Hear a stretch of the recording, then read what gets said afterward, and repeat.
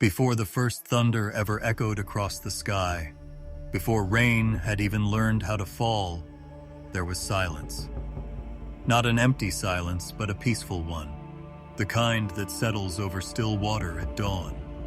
No wars, no smoke rising from burning fields, no cries of grief, no hatred whispered behind closed doors, just a world breathing softly beneath a sky that had never known anger. Can you imagine such a time? A world where no child feared hunger, where a stranger was never seen as a threat, where the earth itself felt young, untouched, unstained. The rivers ran clear enough for a person to see their reflection and not look away in shame. No one hid from one another. No one hid from themselves. You might lie in your bed right now, wondering what it would feel like to live in that kind of peace, to wake without worry, to walk without suspicion, to speak without measuring every word in case it's used against you. It's a strange thought, isn't it? Because today, even in our quietest moments, there is always noise somewhere, in our pockets, in our minds, in our hearts. The world now hums with unrest, even when everything seems calm. But back then, there was only harmony. People didn't rush through their days as if chased by time. They walked slowly. They gathered often. They spoke face to face beneath open skies instead of behind screens. There was no need to lock doors, no reason to pretend. The earth was wide, and hearts were open. Yet somewhere in that stillness, something began to stir. A change so small no one noticed it at first. It didn't crash like a wave or shout like a trumpet. It whispered. It whispered in envy, in self-interest, in quiet pride that said, "I deserve more than them." It spoke gently, persuading the heart before the mind even realized it had agreed. And that is how decay begins. Not loudly, not suddenly, but softly. Perhaps you see it in your world. In a friend who was once kind, now always defensive. In a family once close, now barely speaking. In leaders who speak of unity while secretly pulling strings of division. Corruption is never born full-grown. It creeps in like fog, unnoticed until everything looks unfamiliar. Back then, in that untouched world, this slow drift had just begun. There were still smiles, still laughter, still families gathered by soft firelight beneath star-filled skies. But beneath the laughter lay a faint tremor, a restlessness, a craving for more than what was given. Some wanted recognition, others wanted control. Some simply wanted to be seen as greater than their neighbors. And while the world still looked peaceful from the outside, the foundations of trust had begun to crack. The heavens watched silently. No storm had yet been called, no warning had yet been spoken. But something ancient, something holy, could feel the shift. Maybe you felt that too. That moment when you walk into a room and sense something is wrong, even if no one says a word. That invisible unease, that heaviness before anger spills, that pause before everything changes. The world then stood on such a pause, before the first raindrop was ever written into history, before wooden planks were gathered for a vessel no one had seen before, before the first bolt of divine justice was loosed across the horizon, there was just stillness, a stillness holding its breath. And somewhere among the people, ordinary men, ordinary women, children playing in dust that had never tasted floodwater, there lived one man who still listened to the silence. One man who still remembered how the world was meant to be. He wasn't famous. He didn't seek attention. He simply walked differently, gently, honestly. But his name would soon be whispered across generations. And everything was slowly moving toward him. And before we travel any deeper into this ancient night, tell me something. If you're listening right now, Quietly, wherever you are, I'd like you to leave a little footprint beneath this story. Write your name, your city, and the time you're listening in the comments. I want to know how far this first raindrop will travel. Now, let's walk a little closer to the man who still remembered. They hovered over the world, invisible yet there, hovering at the brink where heaven met mortal breath. They didn't need wings, and they didn't shine as brightly as later stories would make them. Their light was softer, like moonlight on motionless water rather than sunlight peeping through clouds. They were watchers, not judges, not in charge, not victorious. Their goal was straightforward, to observe. They saw fields where children chased birds through golden grass, valleys full of laughter, and marketplaces teeming with barter and song. They saw hands patiently weaving baskets that only the truly content could afford, and they heard flutes carved from river reeds. They saw mothers singing lullabies under the warm blanket of twilight, and fathers hoisting their sons high into the air. The beauty of these things did not escape them. Their curiosity was piqued, but it was a softer, more intimate kind than the icy curiosity of academics recording facts. They pondered what it would be like to walk among people they had only ever seen. One of them stayed longer than the others. As though attempting to smell the earth on the wind, he would lean forward. He observed small details, such as a young man practicing words behind shy eyes before speaking to the woman he loved. The way an elderly woman who was too frail to walk far managed to muster the strength to scatter seeds for birds every morning. These details, so insignificant to the irresponsible, weighed heavily on him. We dispatched to observe, and they did so admirably. However, the longer they stayed, the more watching changed into something else. Slowly, admiration gave way to longing. They witnessed both the warmth and the imperfections of humanity. Crafted from purpose rather than experience, these creatures were ancient. They had never had a child, but they were aware of their responsibilities. They had never received praise from trembling lips, but they understood it. They were able to recite creation songs, but they had never danced to drum music or heard feet stomping on the ground. They frequently convened in the shadowy corners of the sky, conversing in low voices that were impossible for a human ear to overhear. A few were wary. They whispered that we weren't meant to join them. We're supposed to stay apart. Others, who had previously been soft-spoken, started to question whether distance was really necessary anymore. Could we not get closer if they laugh the way we don't, if they hope the way we can't, only to comprehend?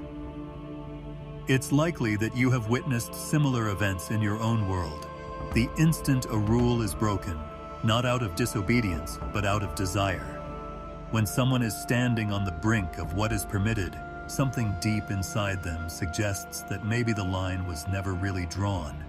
For them, it felt like that. Not rebellion, not arrogance, just a silent yearning to fit in.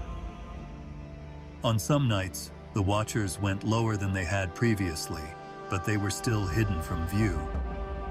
Over villages where torches glowed against clay walls, they floated. The smell of grass and wool and warm soil filled their nostrils as they knelt next to sleeping herds. They felt texture without weight, their fingers brushing against surfaces without touching. They were enthralled with the way water curved around rocks and glistened like low-light stars as they hovered over Ra. Ivers. One stopped next to a shepherd who was dozing under the open sky. The shepherd had a weary, sunburned, and weathered face, but there was tranquility even when you slept. It amazed the watcher. Was it not more powerful than any heavenly armor to lie so exposed in a world full of unknowns? Days went by. The seasons changed. People argued, made amends, constructed, fixed, loved, lost, and loved again. Every embrace, every tear was witnessed by the watchers. They witnessed cruelty as well, voices honed by spite, fists raised in jealousy. Even in their darkest observations, however, they were unable to turn away. They were seeing a kind of life that was fierce and vulnerable, a flame that refused to extinguish despite swaying in every breeze. One evening, clouds rolled low, thick with glistening mist. The sky grew dimmer with thought rather than storm. Across the firmament, the watchers stood in silent array, their focus diverted from lightning and thunder to a lone man standing next to a peaceful stream. He had no tool in his hand. He didn't say a prayer. He merely looked at his reflection and muttered to himself, as if seeking direction from the water. His stance conveyed humility instead of arrogance. Even though his voice was low, it had the tone of someone who, in spite of everything he had witnessed, still believed in goodness. In the nights that followed, the inquisitive watcher kept coming back to him, listening but hidden. The man occasionally sang, not because anyone could hear, but because he was happy even when no one else was around to see it. The watcher had no idea what such a thing was called. Words had never before been necessary for his purity. But as he stood over that lowly person, he felt the need to mutter his own name, to be recognized by his name rather than his position. Others started to experience the same pull. The length of their meetings increased. They were more silent. Is devotion only holy when offered to the unseen? One person asked. Or another retorted, is love inherently sacred regardless of its location? They had no plans to rebel. They were attempting to comprehend their own emotions. Maybe you are familiar with that struggle, to be caught between feelings and commands. Just because desire was not a part of the plan does not mean that it is wrong. They stood there, between love and obedience, and the sky itself appeared to sag closer, listening with them as they hovered there, on that invisible line separating heaven and earth. A change was on the horizon. Every heart, even one composed of fire and light, experiences a moment when desire triumphs over prudence. It takes time to occur. Like water rising behind a dam, it builds silently. Patience deteriorates. Curiosity bites. Duty starts to resemble distance. Once unflinching in their silence, the watchers came to that moment together, though initially none dared to say it out loud. At dusk, one stayed on the edge of the sky longer than the others. His eyes were focused on lanterns flickering below, held in human hands rather than stars or clouds. Like moving fireflies, those tiny flames followed winding paths, brittle but resolute. How can something so small walk so boldly through night? He whispered, unaware that he was doing it. The question contained envy, but it was fueled by hunger rather than malice. Beside him, another stood, but neither of them spoke to the other. She was quietly fascinated by the mortals as well. Softened by distance, the faint sound of human laughter rose to them through the air.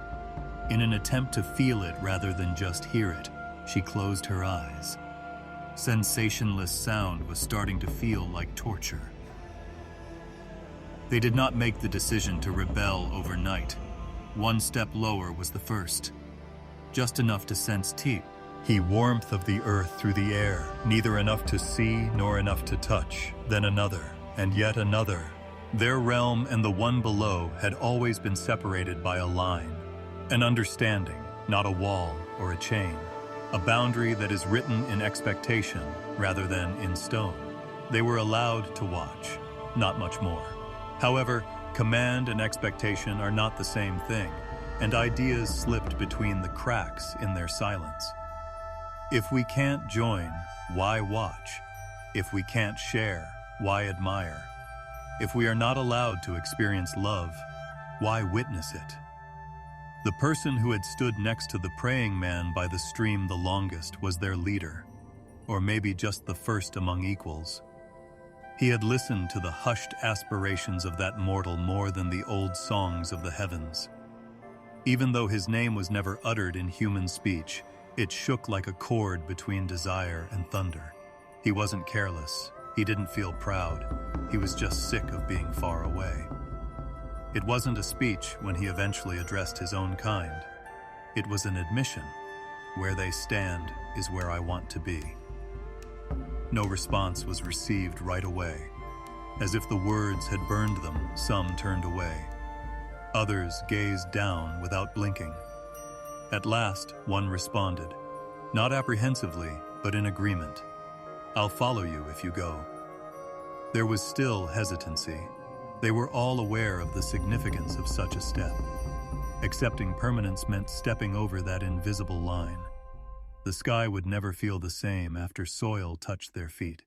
It would no longer be home, but it wouldn't turn them away. But if there was no longer any joy in home, was it really home? When nightfall arrived, the heavy clouds obscured their descent with darkness. They gathered at the edge, all of them silent, all of them listening to a heartbeat that had never experienced acceleration before. Trembling was not a concept for beings forged in radiance, but now they felt something akin to it. Don't be afraid. Expectation. As if stepping through a veil of mist, the first one stepped through the sky. There was no trumpet sound, no lightning objected. The world didn't scream. For the first time since his creation, he felt weight as his feet touched the ground. Actual ground, cool and wet with evening dew. He was shocked. Being overweight was not a sign of weakness. It was a sense of belonging. Instinctively, he knelt, pressing his palm to the ground. It crumbled and left a brown stain on his skin. Stunned, he gazed at his hand. No marks had ever been left by light. Here, however, he had been claimed by the earth. The others came one after the other. Some fell as softly as leaves. Others staggered, unaccustomed to the pull of gravity. Breathing air like wine, they stood together. The grassy smell, the wind's warmth, the crackle of human campfires in the distance. It's all new. It's all too much. They were still glowing, but not in an obscene way. As if the world were enveloping them in humility, their light softened and dimmed. They had stopped being watchers. They were nomads. Some wept, but they did so with sound rather than tears because they had never experienced them. A low, appreciative, aching sound. None of them questioned the decision, not just yet. They strolled. Mud pressed against their feet.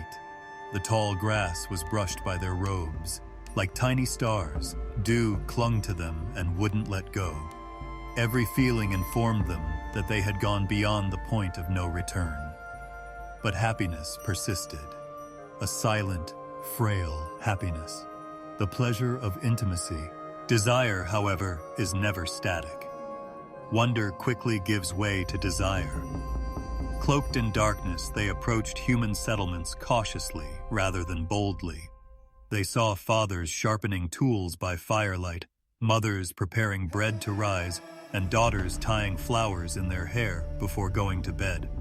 One felt a splinter lodge under his skin after brushing his hand against a broken fence post. He let out a gasp. Sharp, tiny, oddly pleasant pain, evidence of existence. Eventually, they had to be seen. Early in the morning, a drowsy-eyed, barefoot child with a piece of stale bread in hand wandered out. Bread dropped from his hand as he looked up. His jaw dropped open in amazement rather than fear. To make himself look smaller, the watcher closest to him knelt.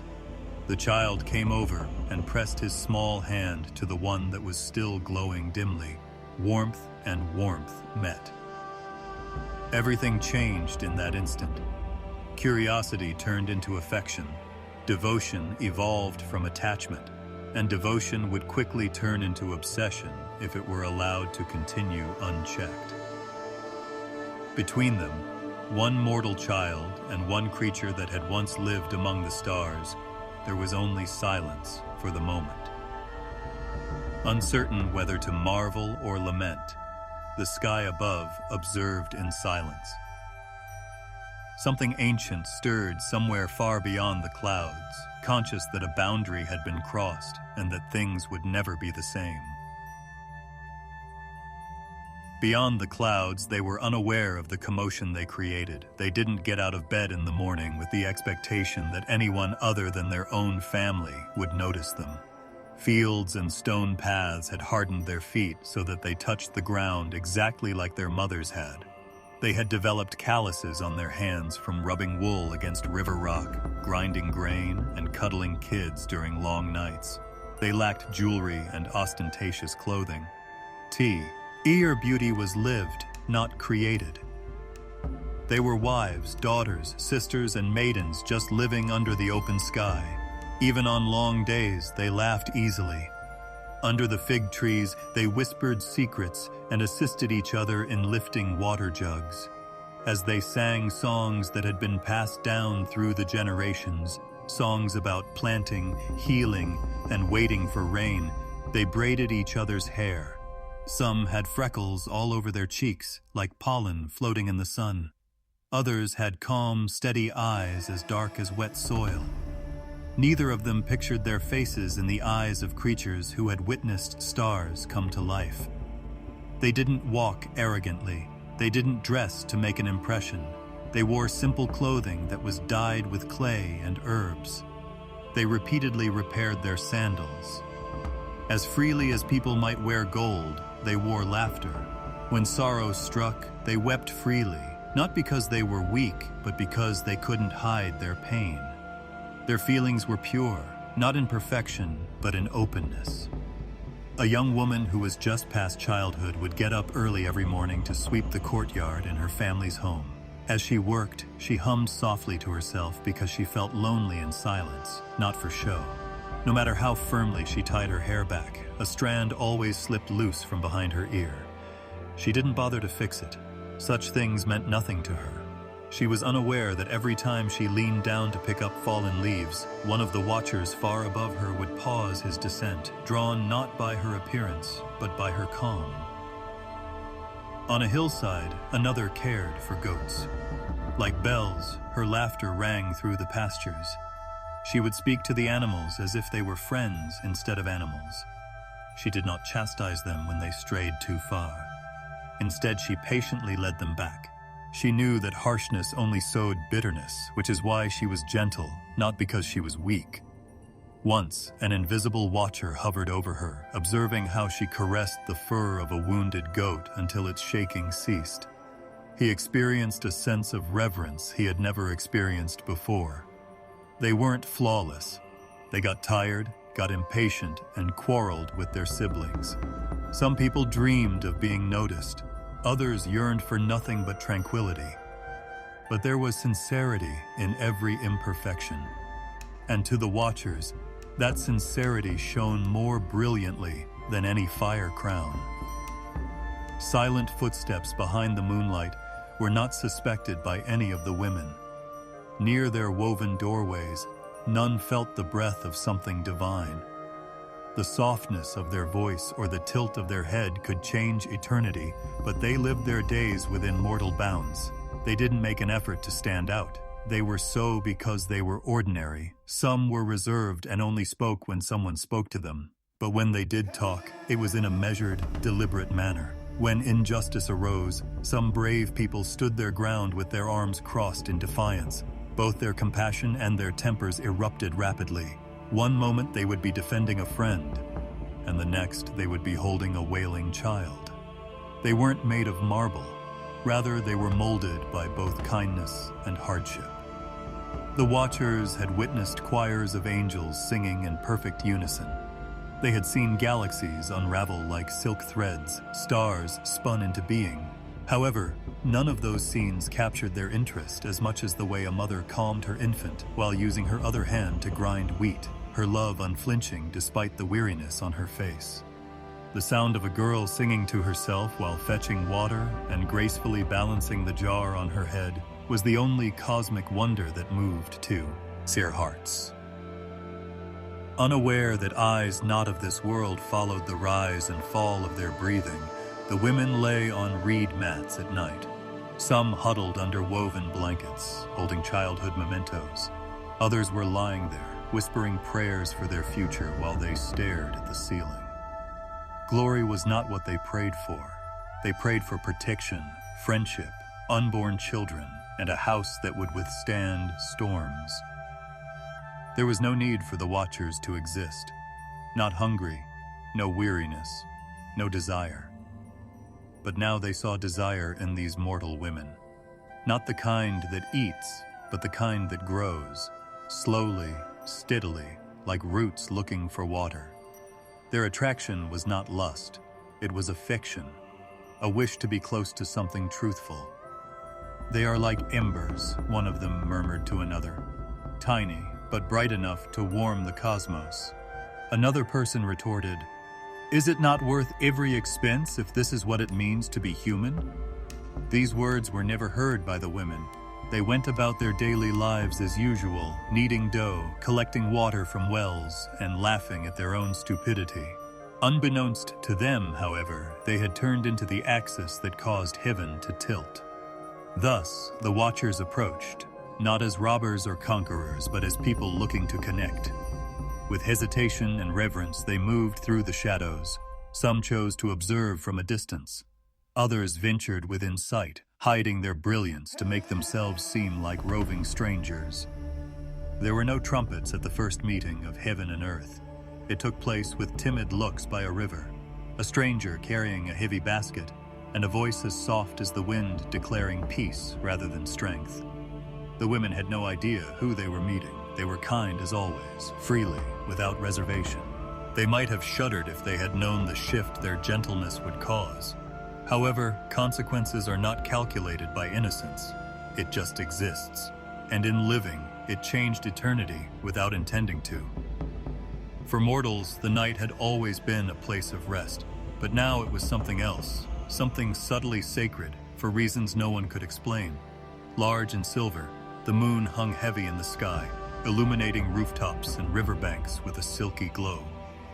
Unaware that history was quietly changing beneath their beat, crickets sang as they always had. Even it was unable to decipher the whispers carried by the wind. The Watchers were no longer on the brink of being. They strolled past old walls and olive trees that cast shadows. The earth sensed their footsteps even though they were silent. Under the once weightless feet, the grass curled slightly. Under hands that had never cooled, stones warmed. They were discovering what it meant to be confined by their senses. Mortals slept in their wooden and clay houses, oblivious to the awe that was taking place outside. Not everyone, though, slept. Some sat awake in the moonlight, thinking about trivial things like tomorrow's bread, a sick sibling, or an unnamed silent fear. One woman sat by a well and used her fingertip to draw circles in the dust. She was restless in an inexplicable way, but not depressed. She felt movement, a shift in temperature, but she couldn't hear it, so she raised her head. Beside the well was a figure, wrapped, quiet. His presence was simultaneously chilly and warm. She ought to have been terrified, but she wasn't. Even though it was hardly visible in the low light, there was nothing dangerous in his eyes. I wonder, as if she were the miracle. At first, he remained silent. She didn't either. It would have been too harsh to break the moment with words. He merely grabbed the well's rope and pulled, had out a bucket of water, presenting it to her with both hands as if it were an incalculable gift. Her fingers brushed his, and she accepted without hesitation. It was as short as a sigh. But in that moment, two worlds recognized each other. Another woman gathered wild herbs before dawn while strolling around the edge of her village under the same moon. Unaware that someone was following her from a distance, she hummed absently to herself. Hesitantly, the Watcher who was following her stayed away. He had witnessed planets burn through the night and kings ascend. Now, however, he paused in front of a mortal woman whose hands were green from plucked stems. Abruptly, she turned, feeling that she was no longer alone. His body shimmered slightly, as though it wasn't sure how visible it wanted to be. She was startled but did not run. Rather, she cocked her head in interest. He bowed before an altar, not as a prince to a queen, but as a worshipper. Meaning flowed between them despite the lack of language. She held out a handful of herbs she had collected. As if taking an oath, he reached slowly and took them. The conversation was straightforward and unremarkable. It was not at all like the epics sung by future languages. However, it started with modest, silent offerings rather than with thunder. Similar incidents occurred all over the country. Not all of them required audacity.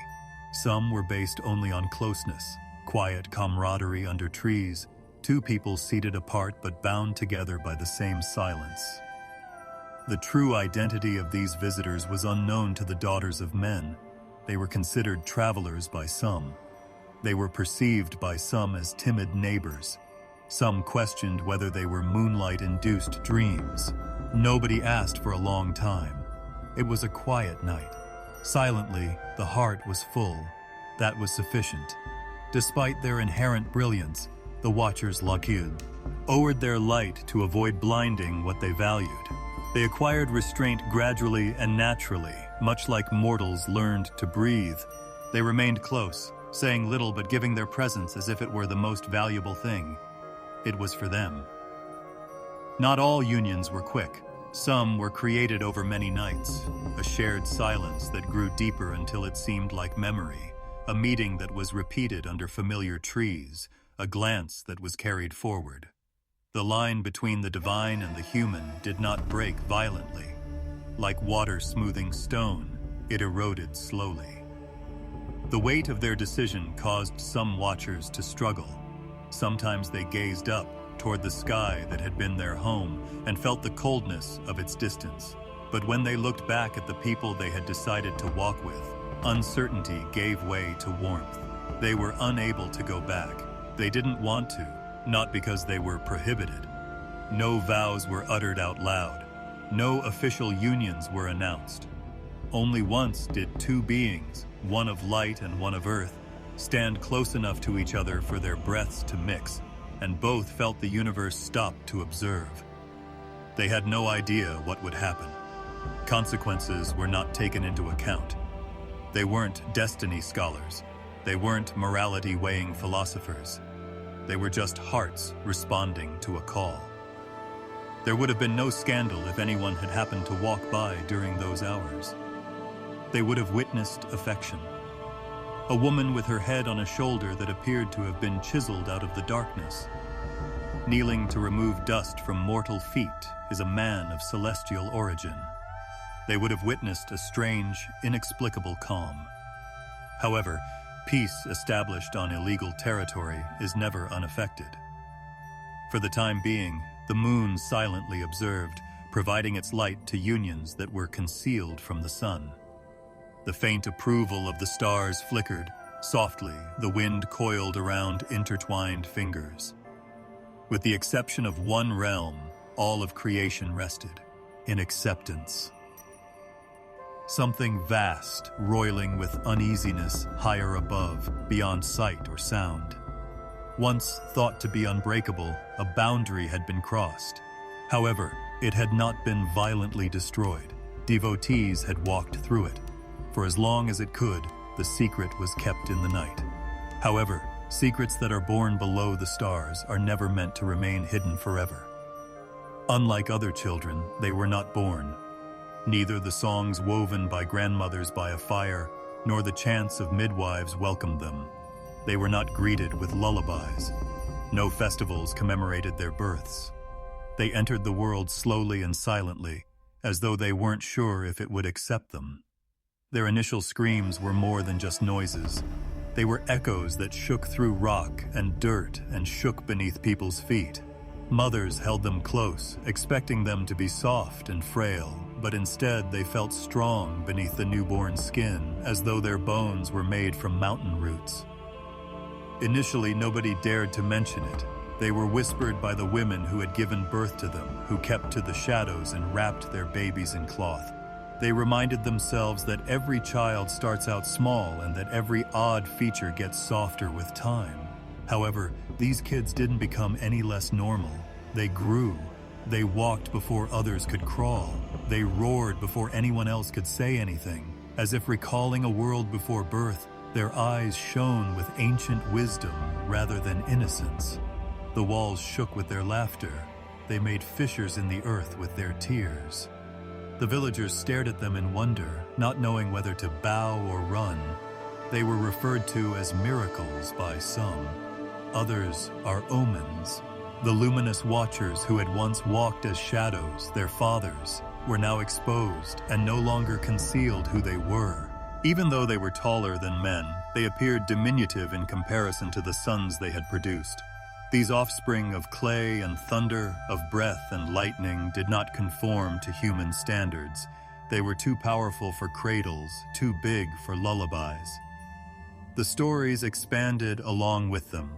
People claimed to have witnessed someone using just one hand to lift a downed tree. There had been another standing on a precipice, yelling into the air while lightning crackled back. Another had been seen drinking from a stream, but the water had risen as if to bow. Animals instinctively bowed low in submission when they sensed their presence. Around them, even the wind appeared to pause, uncertain about whether to serve or run. Despite their strength, they weren't born evil. They were tender in the only way they knew how when they were young. One was observed caressing a flower's petals without realizing that his enormous fingers were crushing the stem underneath. Unaware that his strength incited fear, another attempted to play with children by joyfully lifting them. The smaller ones fled, screaming in fear, but the giant child sobbed more loudly, perplexed, hurt by their denial. Their mothers made an effort to instill humility in them, but to creatures who have never experienced limitations, humility is a delicate concept. The ground shook as they stepped. Birds dispersed as they spoke. Even the most affectionate hands flinched when they extended their arms. They started to learn silence, which was forced upon them rather than chosen. They watched life go on without them, while perched atop hills overlooking their villages. They were too divine for earth and too human for heaven. Neither realm could offer the luxury of belonging. Their dads looked on with mixed pride. Their legacy, the tangible evidence of their decision to descend, brought some people joy. Others experienced guilt they were unable to describe. Their children now had to live with the consequences of their decision to cross a line out of love or desire. They wouldn't be taken to heaven. They couldn't be contained on earth. Thus, the Watchers stood by their sons, imparting wisdom, patience, and self-control. But power is slow to be subdued by wisdom. Whispering to thunder doesn't make it go away. A group of men were struggling to move a stone that was blocking the water's path when a Nephilim child happened upon a river one night. Frustrated, they strained and yelled. Silently, the child moved forward, laid his hands on the stone, and raised it like a loaf of bread. The men stopped. The stone fell away with a thump. Free again, the water rushed forward. Seeking approval, the child grinned. However, it was fear, not gratitude, that brought the men to their knees. They mentioned monsters in whispers. Confused, the child took a step back. His grin dimmed. Beneath a chest-like armor, his heart shook.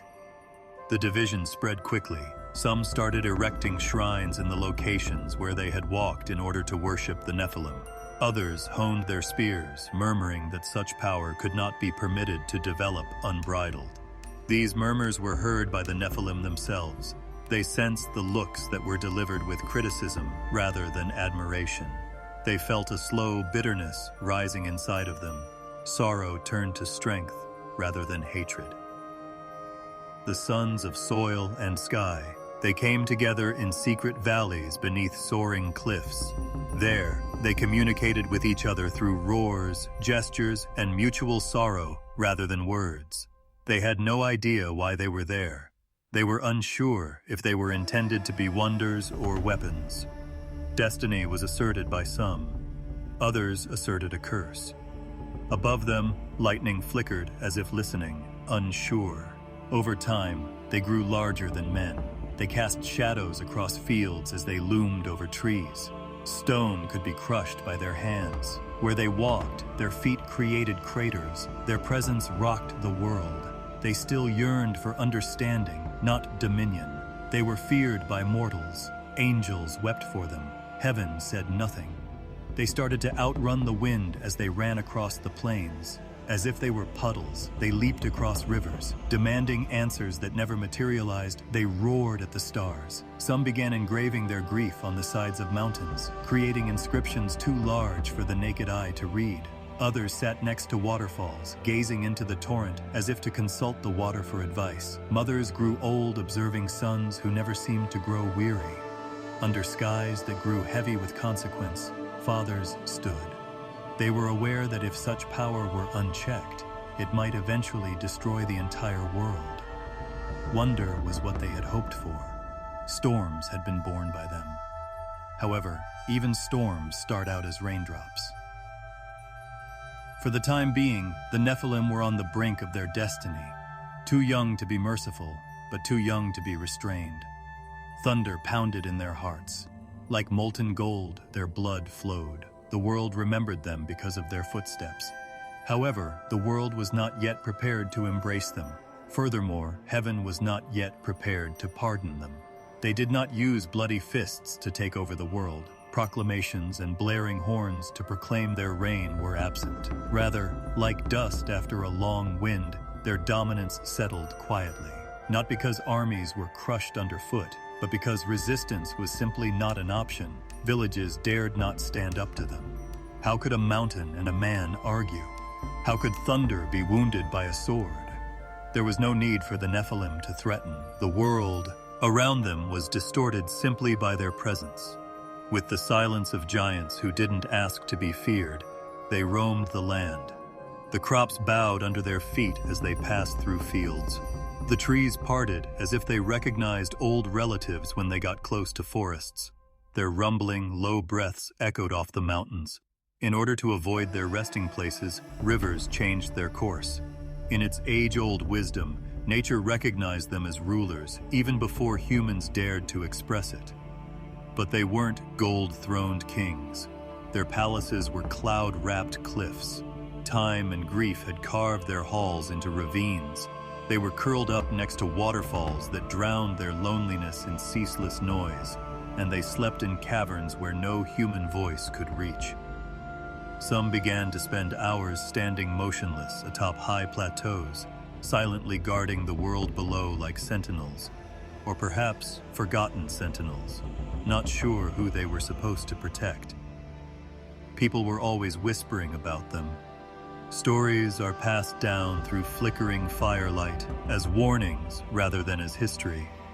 Youngsters were warned not to venture too far into the valleys because giants were still there. Hills with flattened grass in circles too big for any mortal creature were avoided by hunters. In their fields, farmers discovered footprints so large they could lie down inside of them. These indicators served as a reminder that the world was no longer exclusively for men, not as threats. The Nephilim were not despots, however. They didn't demand offerings or plunder. They only took what they needed, such as rivers to drink, fallen cattle, and whole trees for kindling. Sometimes a village would wake up to discover a fallen boulder lifted from their fields or a tree that had blocked their way removed.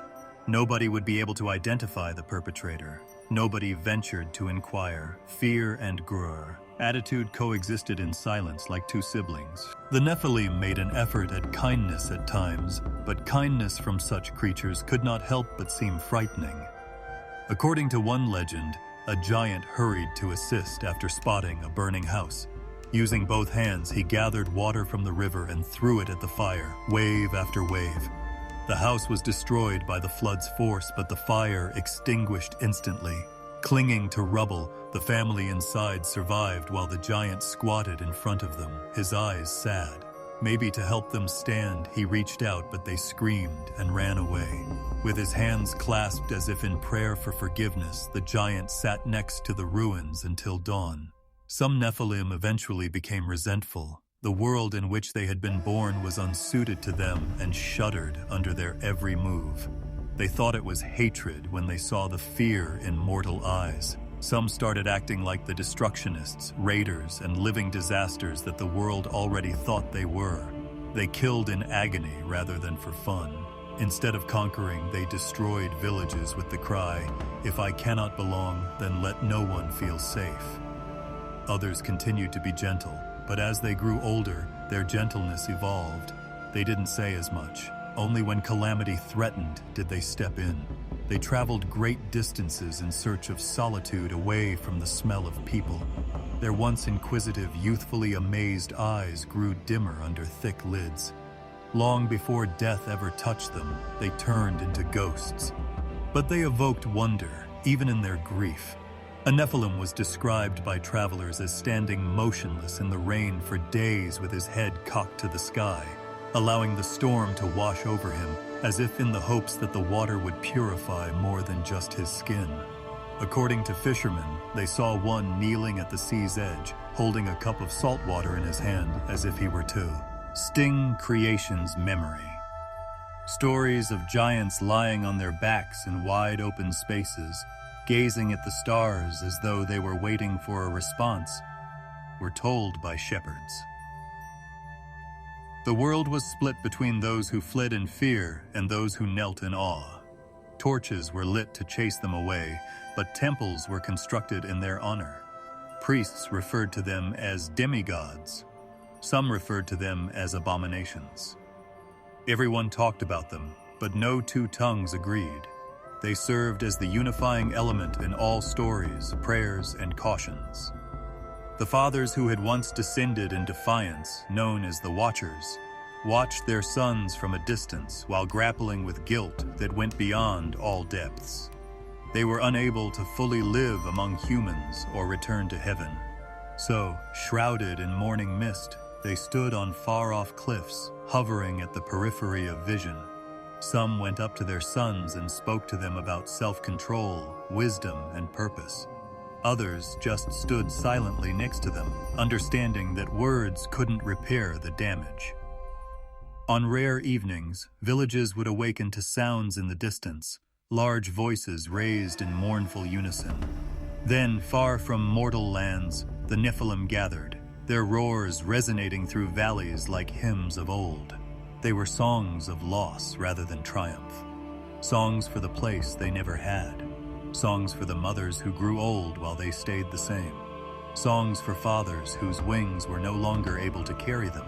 Songs for themselves. Beneath their shadow, the world continued, tiny and frail. The constant reminder that it was not the only inheritor of the earth taught humanity to live with it. As they passed under mountains, they spoke quietly. Uncertain of which trees might be listening, they moved cautiously through the woods. They frequently glanced up, searching ridgelines for shapes too big to be mistaken for stone.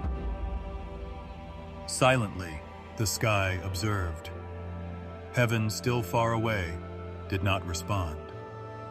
Still, the Nephilim stood between realms, belonging to neither, yearning for both. Instead of screams, there was silence at first, the sort of quiet that clings to the wind, that prevents even birds from singing. Once laughing villages were now only roused by hushed murmurs and scurrying feet. The markets dwindled. Before nightfall, when shadows were safer than sunlight, roads were crowded with merchants and kids running barefoot. Even the elders, who took pride in having witnessed every conceivable adversity, now fell silent at dusk and gazed toward the hills where giant silhouettes occasionally hung like ghosts against a dying sky. Children were no longer told tales of heroes by their mothers. Rather, as they braided their daughters' hair and looked at windows, they muttered prayers under their breath. Children were taught how to remain hidden rather than how to sing. They discovered which floorboards creaked, which stones were silent to lift, and which wall cracks allowed them to see outside covertly. Joyful games turned into survival games. They weren't always plagued by violence. It was pity at times, the sorrow of realizing that their world was gone. Not only did blood spills turn rivers red, but stampedes of escaping families also stirred up bitter dust.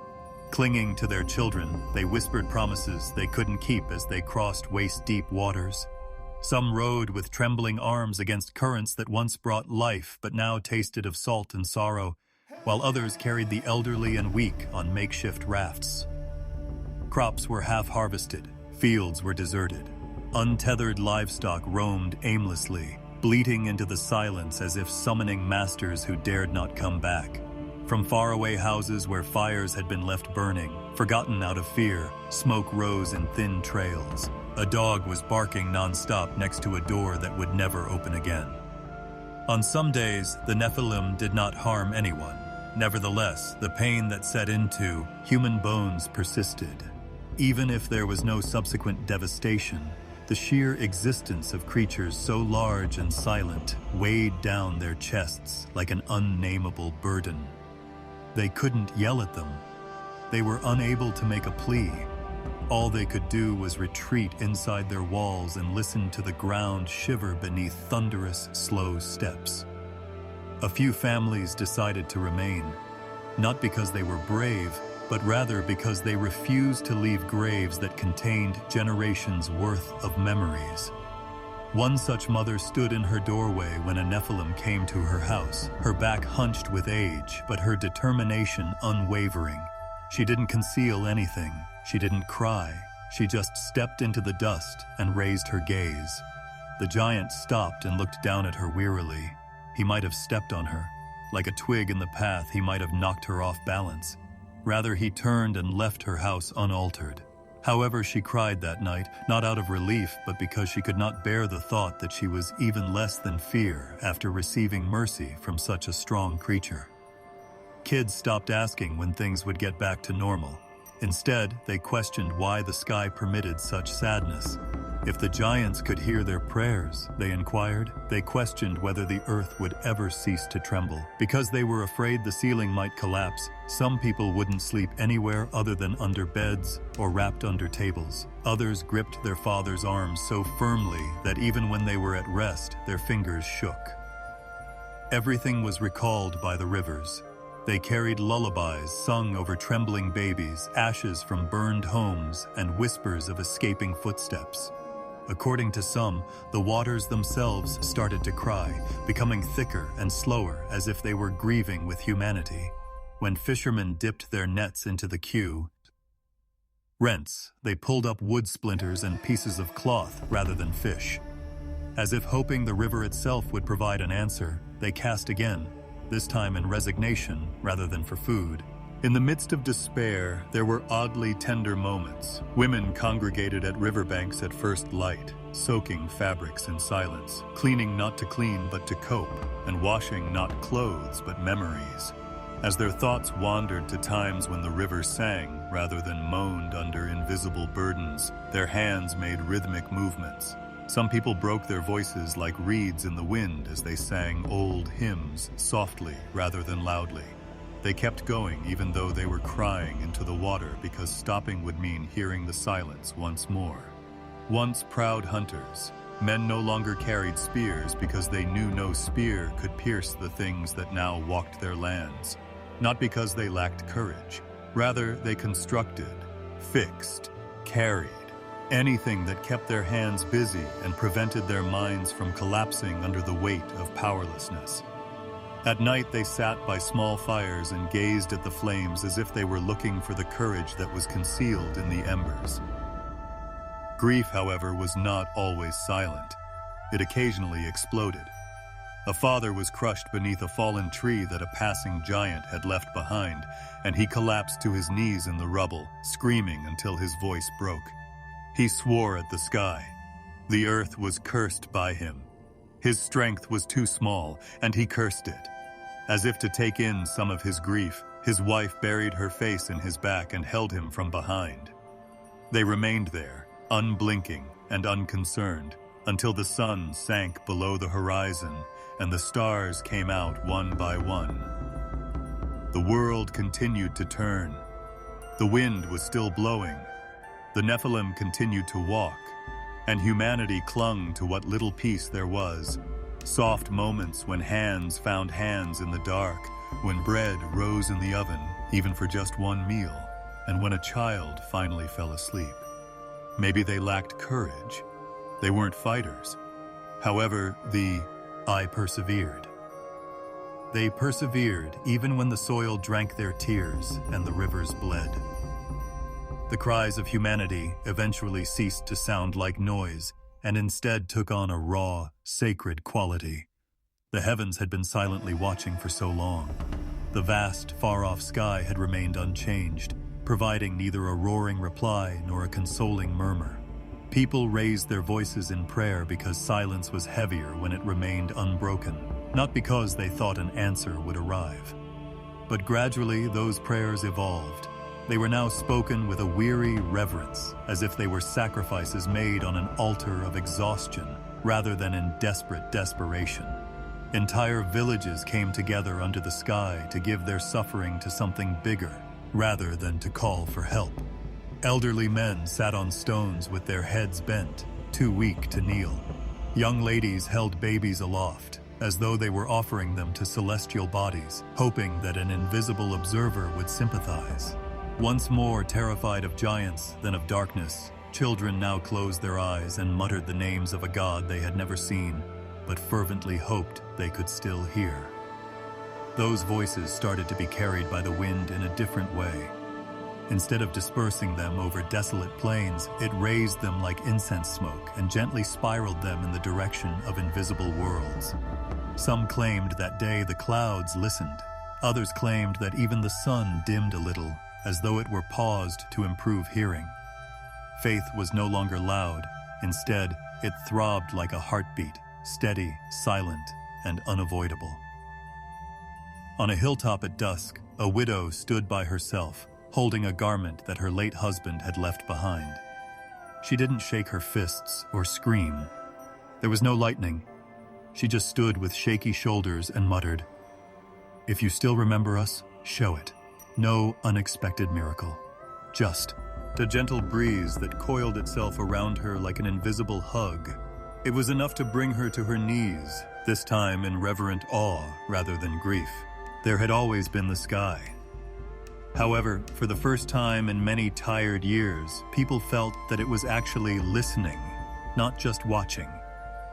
Elders in far-off places recounted old tales, tales that had long been hidden in dwindling memory. They talked about the Creator, the one who created the seas with a single word and gave dust life. The young were reminded that the silence of the sky did not imply absence. Neglect was not implied by that patience. That justice was unavoidable, even if it came slowly. And slowly, like grass after rain, hope, weak and shaky, started to stir once more. There were times when the shift was felt instead of observed. A sudden feeling that invisible eyes were watching them, this time with compassion rather than fear, would cause shepherds tending their flocks to stop and look up at nothing in particular. When mothers rocked their children to sleep, they would look up at the ceiling and feel warmth radiating through the thatch as if light came from above. On dusty roads, travelers would stop in the middle of their stride, suddenly aware that their footsteps were no longer unheard. It wasn't felt by everyone. Some people remained resentful, their grief irreparably hardened. When others prayed, they called it stupid and spat into the dust. However, even they were unable to ignore the peculiar silence that had descended upon the country, not one of hopelessness, but one of expectation. The kind of silence that precedes change rather than tragedy. Something stirred somewhere out of mortal sight. The weight of those rising prayers started to shake a world that had not been touched by time. Once descending in curiosity, messengers now stood in rigid attention, sensing a command that was forming like distant thunder. Long still, the heavens moved. Voices like wind and flame whispered in that invisible world, in tones that split seas and move, ed mountains, not in the language of men. They talked of justice postponed but never denied, of mercy and wrath. They described how the earth was soaked by a flood of tears, and how even the soil had started to taste bitter. They told of men who wept in terror and giants who walked in grief. And the question came up, not if, but when. What time would intervention occur? When would there be a pause? Then there was a great silence. Even celestial creatures bowed their glowing heads as a power beyond all spoke, not in words, but in a decree that reverberated throughout the visible and invisible worlds. enough. There was no thunder in the word. It echoed through heaven and earth like the ring of a far-off bell. Rivers sensed it. Trees sensed it.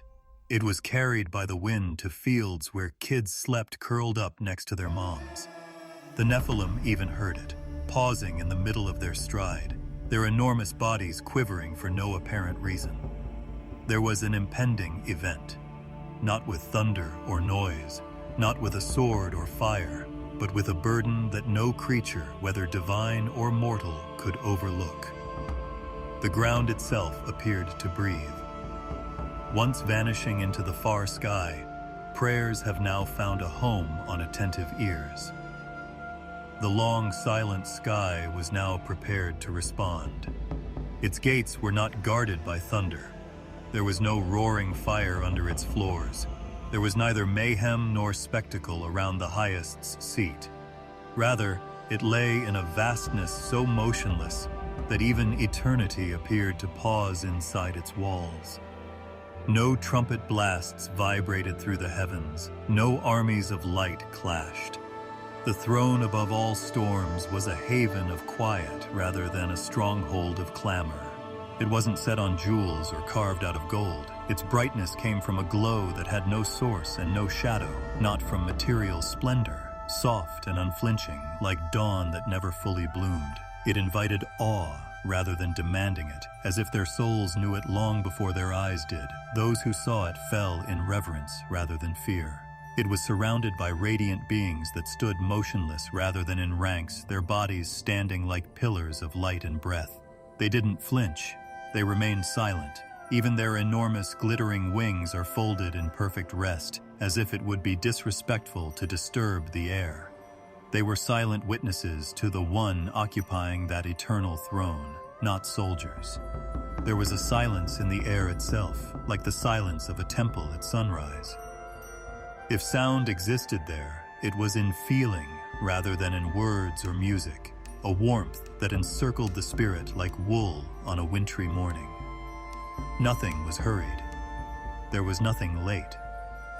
Time was measured in terms of purpose rather than moments. Because order was inherent rather than enforced, everyone knew their place without being told. To be seen, the person seated in the middle did not have to get up. Neither gesture nor posture defined his presence. It was a presence that permeated every nook and cranny of reality without interfering.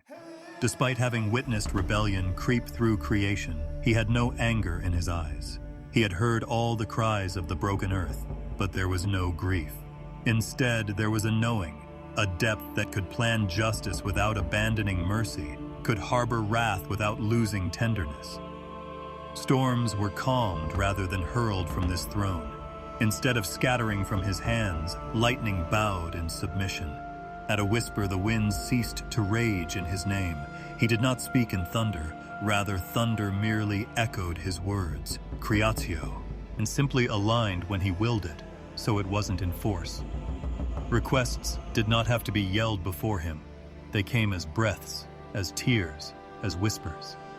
He could hear a mother's cries in a dilapidated village as clearly as an immortal spirit's hymn. No prayer was too little. No moan is too quiet. He didn't ignore shaky faith just because it wasn't strong. Even the trembling voice used to make the plea was heard as if it were sung with perfect force. However, this realm wasn't there to cater to every need. Even when goodness necessitated patience, it stood to defend what was right. The throne was not idle, even though it sat in silence. Decisions were made beneath its silent radiance, much like a dawn breaking over the horizon. Slowly, of course. It was felt by the messengers, the ones who had never wandered, a shift in the mood. It was a gathering of resolve rather than a tremor of panic or a surge of rage.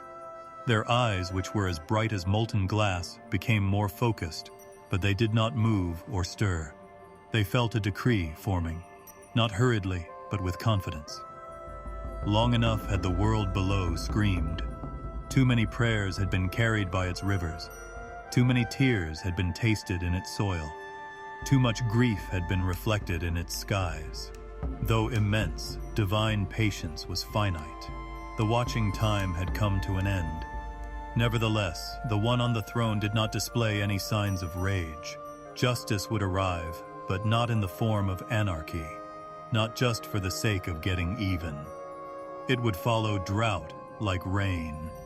It would sweep away what couldn't be cleaned and cleanse what could. It refused to yell.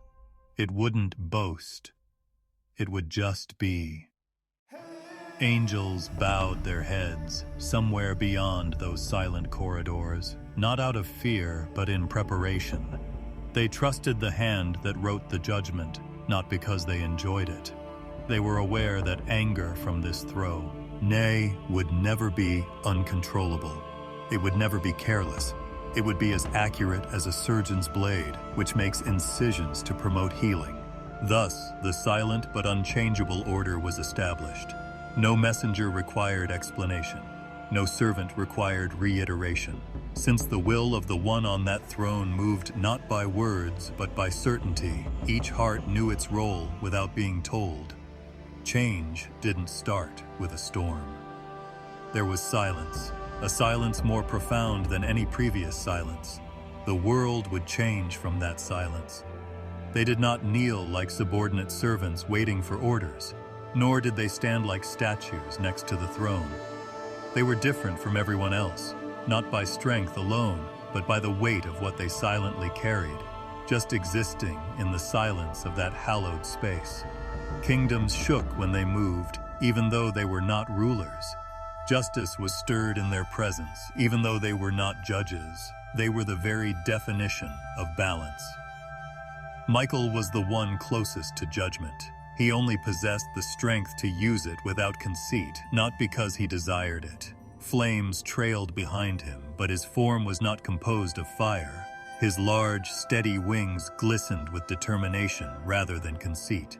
Each feather was a promise made deep within eternity. His presence resonated rather than roared. He was not hungry for conflict when he was watching over creation. He yearned for peace, and he was willing to pay the price of war without hesitation or pride if it meant maintaining it. Despite the legends of his power, he exuded a sense of calm. He did not get angry easily. Despite being unrivaled, his blade stayed in its sheath until it was unavoidable due to necessity. Michael was aware that unchecked strength can lead to disaster. If ordered, he would break the darkness, but never before. Never for himself. With unwavering discipline rather than rage, he stood as the barrier between innocence and corruption. Then came Gabriel, whose voice was one of clarity, wrath, than thunder. Unlike heralds of men, he did not yell commands. His words flowed like the wind, soft but unstoppable. He carried truth where others carried swords. Not because he demanded belief, but because truth spoken without pride required no defense. Doubt fled when he spoke. Instead of heat or cold, his wings carried light, a glow that illuminated rather than blinded. Gabriel was slow to speak. His messages were preceded as solemnly as they were followed by silence. He didn't add flourishes or twist words. It was his responsibility to deliver, not to convince. He handled the message with the same poise, whether it was one of joy or fear. He treated words with reverence because he understood that they had the power to either rebuild or destroy. If Michael stood for the power that upheld the law of heaven, Gabriel was its voice, steady, unwavering, and truthful. Raphael stood apart in spirit rather than distance. Raphael carried the pain of every wound, visible and invisible, while Gabriel carried the weight of declaration, and Michael the weight of conflict. He did not shine with brilliance or burn with intensity.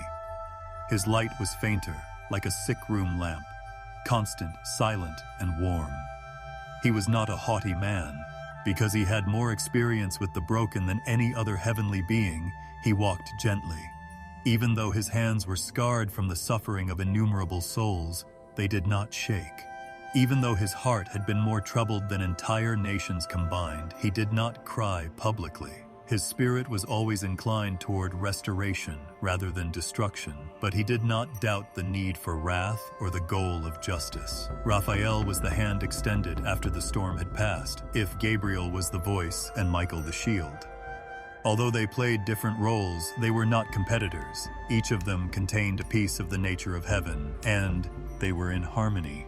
Michael trusted that those spared by restraint would be healed, so he didn't cast a doubtful glance at Raphael as he got ready for battle. Gabriel knew that Raphael would heal and Michael would protect when he brought news that either uplifted or broke nations. No one aspired to greatness. No one envied the other. They were there to keep the balance, not for themselves.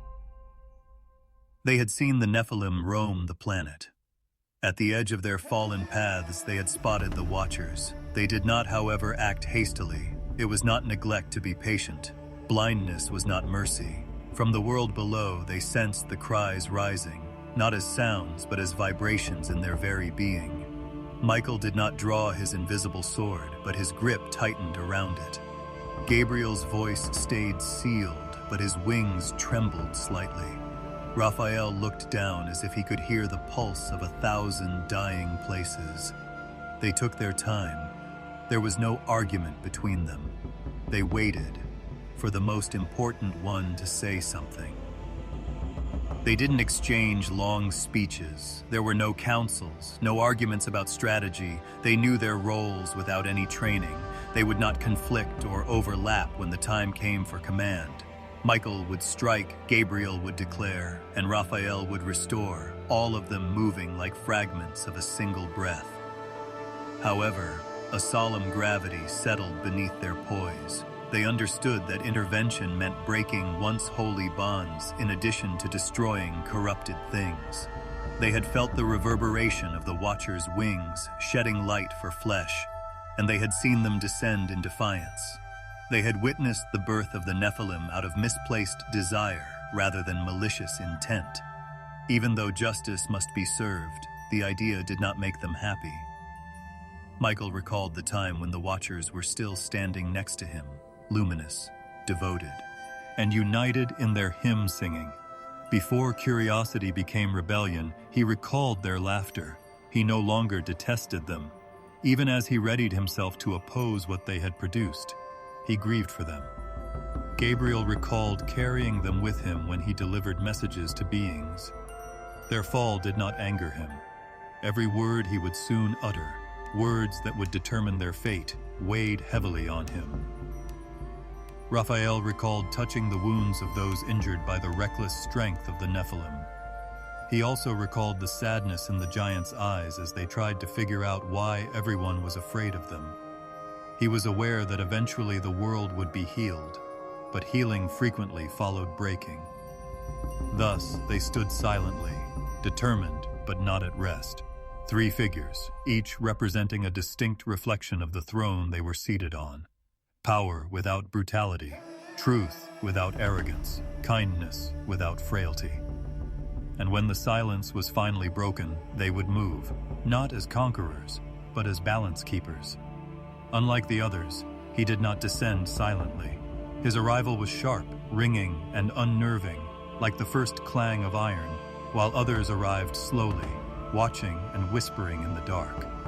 Azazel didn't come to just roam around people. He arrived with presence, and things would never be the same again. Before him, there had been no word for weapon. Wood and stone were utilitarian materials used for construction rather than destruction. Fire was not war, it was warmth. However, Azazel saw a hunger that was unnamed when he observed how simple humanity was. Men were strong, but they lacked accuracy. They were angry but aimless. They were terrified but powerless. So he drew forth metal, bronze, and iron for blood, silver and gold for beauty, reaching into the earth's hidden veins. He showed them how to shape rock with hammers until it gleamed with deadly promise, and how to heat it until it wept molten tears. Sleek, reflective, terrible, blades were born, bone-piercing spears. daggers that could be whispered between ribs, shields that emboldened rather than protected. A man no longer cowered when he held metal in his hand. The illusion of invincibility made him appear taller, not because he was righteous, and pride came quickly after the appearance of weapons. People who used to share bread now judged each other based on the things they were carrying. Once trusting communities started to deteriorate. A man who could forge was a kingmaker, not merely a craftsman. Sons were taught which edge was sharper by their fathers, not kindness. Brothers fought for dominance, not for fun. Even the smallest arguments now resulted in bloodshed rather than yelling. Azazel was not done, however. Without vanity, what good was power? If dominance was not exercised, what good was it? He brought flawlessly polished mirrors, coal made from crushed stones to line eyes, and rings made from the same gold that had once been securely stored under their feet to drape around their wrists. Former flower-braided women now craved metals that shone like reflected sunlight. Before they could even speak, men who had once stood tall in dust-stained tunics demanded armor that shouted their superiority. Identity evolved from adornment. Worth turned into a surface. No one paid attention to a man without gold. A woman without luster was unnoticeable. Thus, jealousy spread like a creeping vine, silently but firmly encroaching on hearts. The bracelet belonging to a neighbor turned into a silent insult. A declaration of war and a rival's necklace. Peace did not break instantly. Under Azazel's guidance, it gradually rusted. He was happy to watch, not because he wanted to kill them, but because he thought he was helping them evolve. Instead of being a corrupter, he considered himself an enlightener. If knowledge was not put to use, what was it? If power was restrained, what was it? He saw restraint as inaction. Growth was conflict. And all he was doing was letting them see what they might become, gods of their own destiny, creators and destroyers. Humanity was unaware of their rapid transformation. Once innocent, it turned into a tactic. Betrayal could be concealed by a smile. It is possible for a meal to be poisoned. Once simple, trust turned into a risk. However, the corruption extended beyond conceit and weapons. Azazel went farther, into realms of secrets reserved for heaven. To make them thirst for life, he taught them enchantments and incantations that were whispered over blades. He taught sigils carved into shields to deflect arrows using invisible forces rather than physical strength. He taught men to read the stars for conquest, not for the seasons.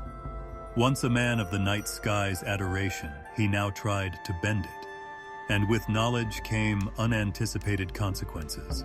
A spell for dominance was brewed for each spell cast for protection. One charm was cursed for envy for everyone worn for beauty. Even love was called into question. Was a smile real or artificially created? Was love intense or forced? Chants were now whispered into the threads by women who used to sing while weaving cloth. Mothers rubbed their daughters' cheeks with a mixture of dust and odd powders. Before learning the names of constellations, children were taught the names of spirits. Once focused on the sky, faith now descended into uncertainty. They prayed for advantage rather than peace, to be untouchable, not to be righteous. Nevertheless, Azazel continued to be admired. They referred to him as a teacher, a blessing, and a secret discloser. They constructed altars out of dependence rather than devotion. They knelt because they feared life without what he provided, not because they loved him. Worship was not required of him. He didn't shout orders. He merely stood tall and bright among them, his eyes mirroring each blade, gem, and glint of pride he had sparked. "Make it sharper," he said in a whisper to the blacksmiths. "Make it brighter," he said softly to maidens. He hovered around warriors. "Get them to bow down." A few objected. Some screamed in embarrassment at the damage their hands had caused. However, the rising tide of adoration and greed overtook them, because nobody wanted to look weak. And according to Azazel's teachings, weakness was failure rather than just frailty. His creations were thrilling even to the Nephilim, towering offspring of forbidden union. They wielded blades as if they were manifestations of their own anger. They decked themselves out in gold, as if they were worthy of worship just for being. And humanity shuddered under the giants' feet and eyes when they wore pride on their shoulders. Azazel saw the world change, not in a fire, but in a glimmer. The bloodshed came gradually, like a sickness rather than a storm. Every strike altered them, but not all of them killed. A man once only killed when he was cornered. To prove it, he killed now. And throughout it all, Azazel carried himself like a silent conductor, never speaking aloud or brandishing a weapon. He didn't have to. His voice was the weapon. His legacy was vanity. He thought he had won. But three figures stood silently above him. Beyond the clouds, his magic could not reach. Furthermore, heaven did not smile at Azazel's kingdom of glittering sin, because weapons could be melted. Gold might break. However, the soul was infused with corruption, and it was much more difficult to unmake. Thunder did not call them. The sky was not split by lightning to pull them out of their hiding spots. The ground beneath their feet was not shaken by any angry decree. When the Watchers held accountable, it was with silence rather than anger. Silence was the first thing to find them. The glowing creatures that had once stood proudly next to humanity began to tremble one by one, but it was a strange tremor of awareness rather than fear, a realization that they were fully and unveiled seen, not by people who heedlessly worshipped them. The Nephilim, who regarded them as fathers, did not, but by far older, gentler, and infinitely sad eyes, telling them what they had done was unnecessary. Like distant bells, every forbidden union, every whispered temptation, and every secret teaching that had slipped from their lips into mortal hearts now echoed back at them. Not too loud. I'm not making accusations. Simply be there. There was no courtroom, not a great hall of smoke and fire. Their trial took place in a realm beyond time, where it was too difficult to disturb even the weight of breath. They stood motionless but unbound. Their once proudly shimmering wings were now immobile at their sides, not out of force, but out of embarrassment. They recalled the first time they decided to go down. The excitement, the desire, the interest. They weren't here to wreck. They hadn't thought of themselves as bad. They had desired warmth. To stroll in the midst of laughter, rather than just observing the process from above, to taste the air of free will. Now, however, they recognized something awful as they stood under the silent watch of the one who had made them. They had never been there to change the face of humanity. They had been protectors, guardians from a distance, silent observers. Restraint had been entrusted to them, and desire was what they had exchanged it for. It was not a harsh voice that reached them. It was gentler than breath on skin, softer than wind. Accusation was not thundered. It merely posed the query beneath which their hearts were already quivering. Why? No one's name was called. No words were exchanged, only that one word. Why? Some were unable to raise their heads. Others closed their eyes in the hopes that the sorrow of heaven would not seep into their souls if they did not see it. However, it did. The pride that grew when their children became tall warriors, the laughter they shared with human women, and the awe they got from mortals who used to worship only the invisible were all infused with it. They had been cherished. However, it had been an imbalanced love, not from truth but from awe. That love tasted bitter now. Azazel stood among them, defiant rather than repentant. He did not avert his gaze. He thought of himself as a liberator. Instead of chains, he had provided tools. Instead of ruin, he had offered knowledge. However, the weight of the silence was too great for even him to overcome. Because the one who saw his heart accused him of guiding others toward violence, rather than using violence himself. The former leader, Semyasa, shuddered. He felt the crushing reality of influence, not because he was afraid of being punished, His suggestion that they descend and give flesh to their desires was the first time the forbidden thought had been spoken out loud. He had spoken, and the others had followed. Every child born out of their union now screamed in bewilderment. The sound of consequences reverberated through every shattered village.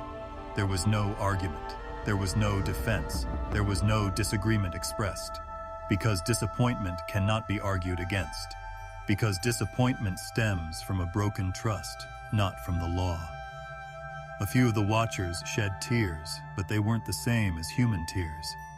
Their grief was not damp, rather it was luminous, like light fading in the center. Their radiance dimmed. Their wings grew dimmer. They didn't get knocked down.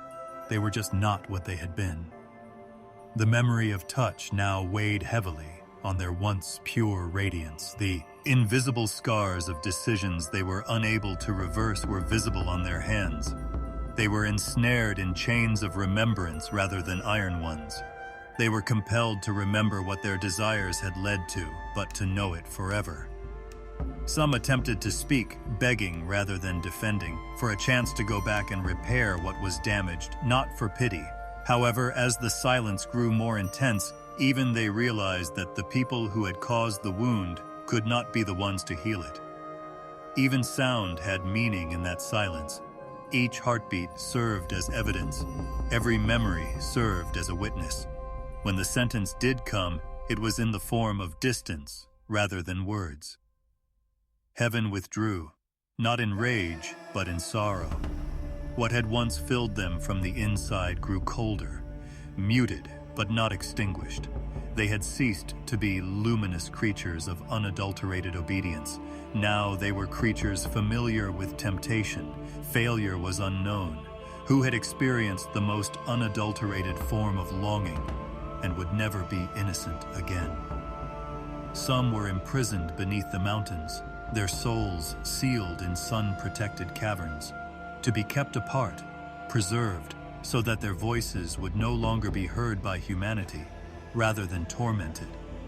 Others were sent as warnings, not as messengers, to wander the vast voids between realms. There was no roar of punishment. It persisted. The world below was still visible to them. Their former loved ones' laughter was still audible to them. However, they were no longer able to touch it. Stop talking into it. Stop trying to influence it. Perhaps the harshest punishment of all was separation rather than destruction. Nothing could wound more deeply than eternal distance for beings who had given up the heights for intimacy. Even in grief, however, the silence spoke once more, not of forgiveness, but of reality. One person continues to wail, pure. Not one of the Watchers, not one of the Nephilim, but among the mortals, small, frail, fading, and pure. The name sounded to the Watchers like wind sweeping across water, Noah. It was the end of their trial. However, Earth's was about to start. They were not given a dignified burial. No eulogy was whispered into the wind, no grave was carved. The Watchers who had fallen the farthest were transported to a place that the living would never discover. A place where the air itself shimmered with an intolerable heat, and even silence refused to rest. A wasteland of charred stone and merciless sun, Dudale extended in all directions. There was no sign of life. Its sky was off limits to birds. It was a prison constructed by decree rather than by hand. The earth shook beneath the weight of the celestial beings, cracking like dry lips. They weren't gently laid to rest. There was no shade or comfort for them. Their once daisy-bright forms were hurled into caverns beneath the scorching surface, sealed in iron darkness that made even shadows seem to shudder. There was no water flow. There was no breeze between the stones, only the muffled, inaccessible hum of the world above. At one point, some of them had illuminated the heavens like crowns of light. Their feathers had turned gray, and their wings were now crumpled against ragged walls. Because no ore could contain what had once been born of starlight, chains were not made of metal.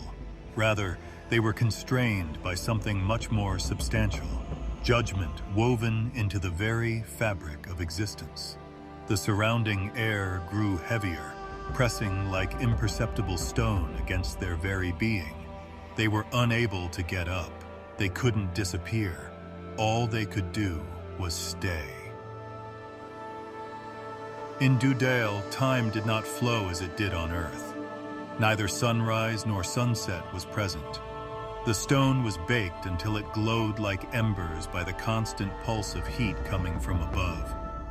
Even though they weren't burned, they could feel the blazing in their souls, as if memory itself had caught fire. Every decision they had made came back to them in sensation rather than pictures. Under the hands of heaven, the warmth of mortal skin, the sound of shared laughter under stolen moonlight, the excitement of being viewed as friends rather than observers. Once sweet, those moments now hurt like salt on an open wound.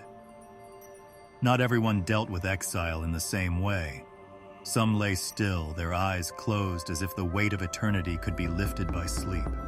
Others strained against the restraints instinctively, like a bird beating broken wings against its cage, long after realizing it would never fly again, rather than in the hopes of escaping.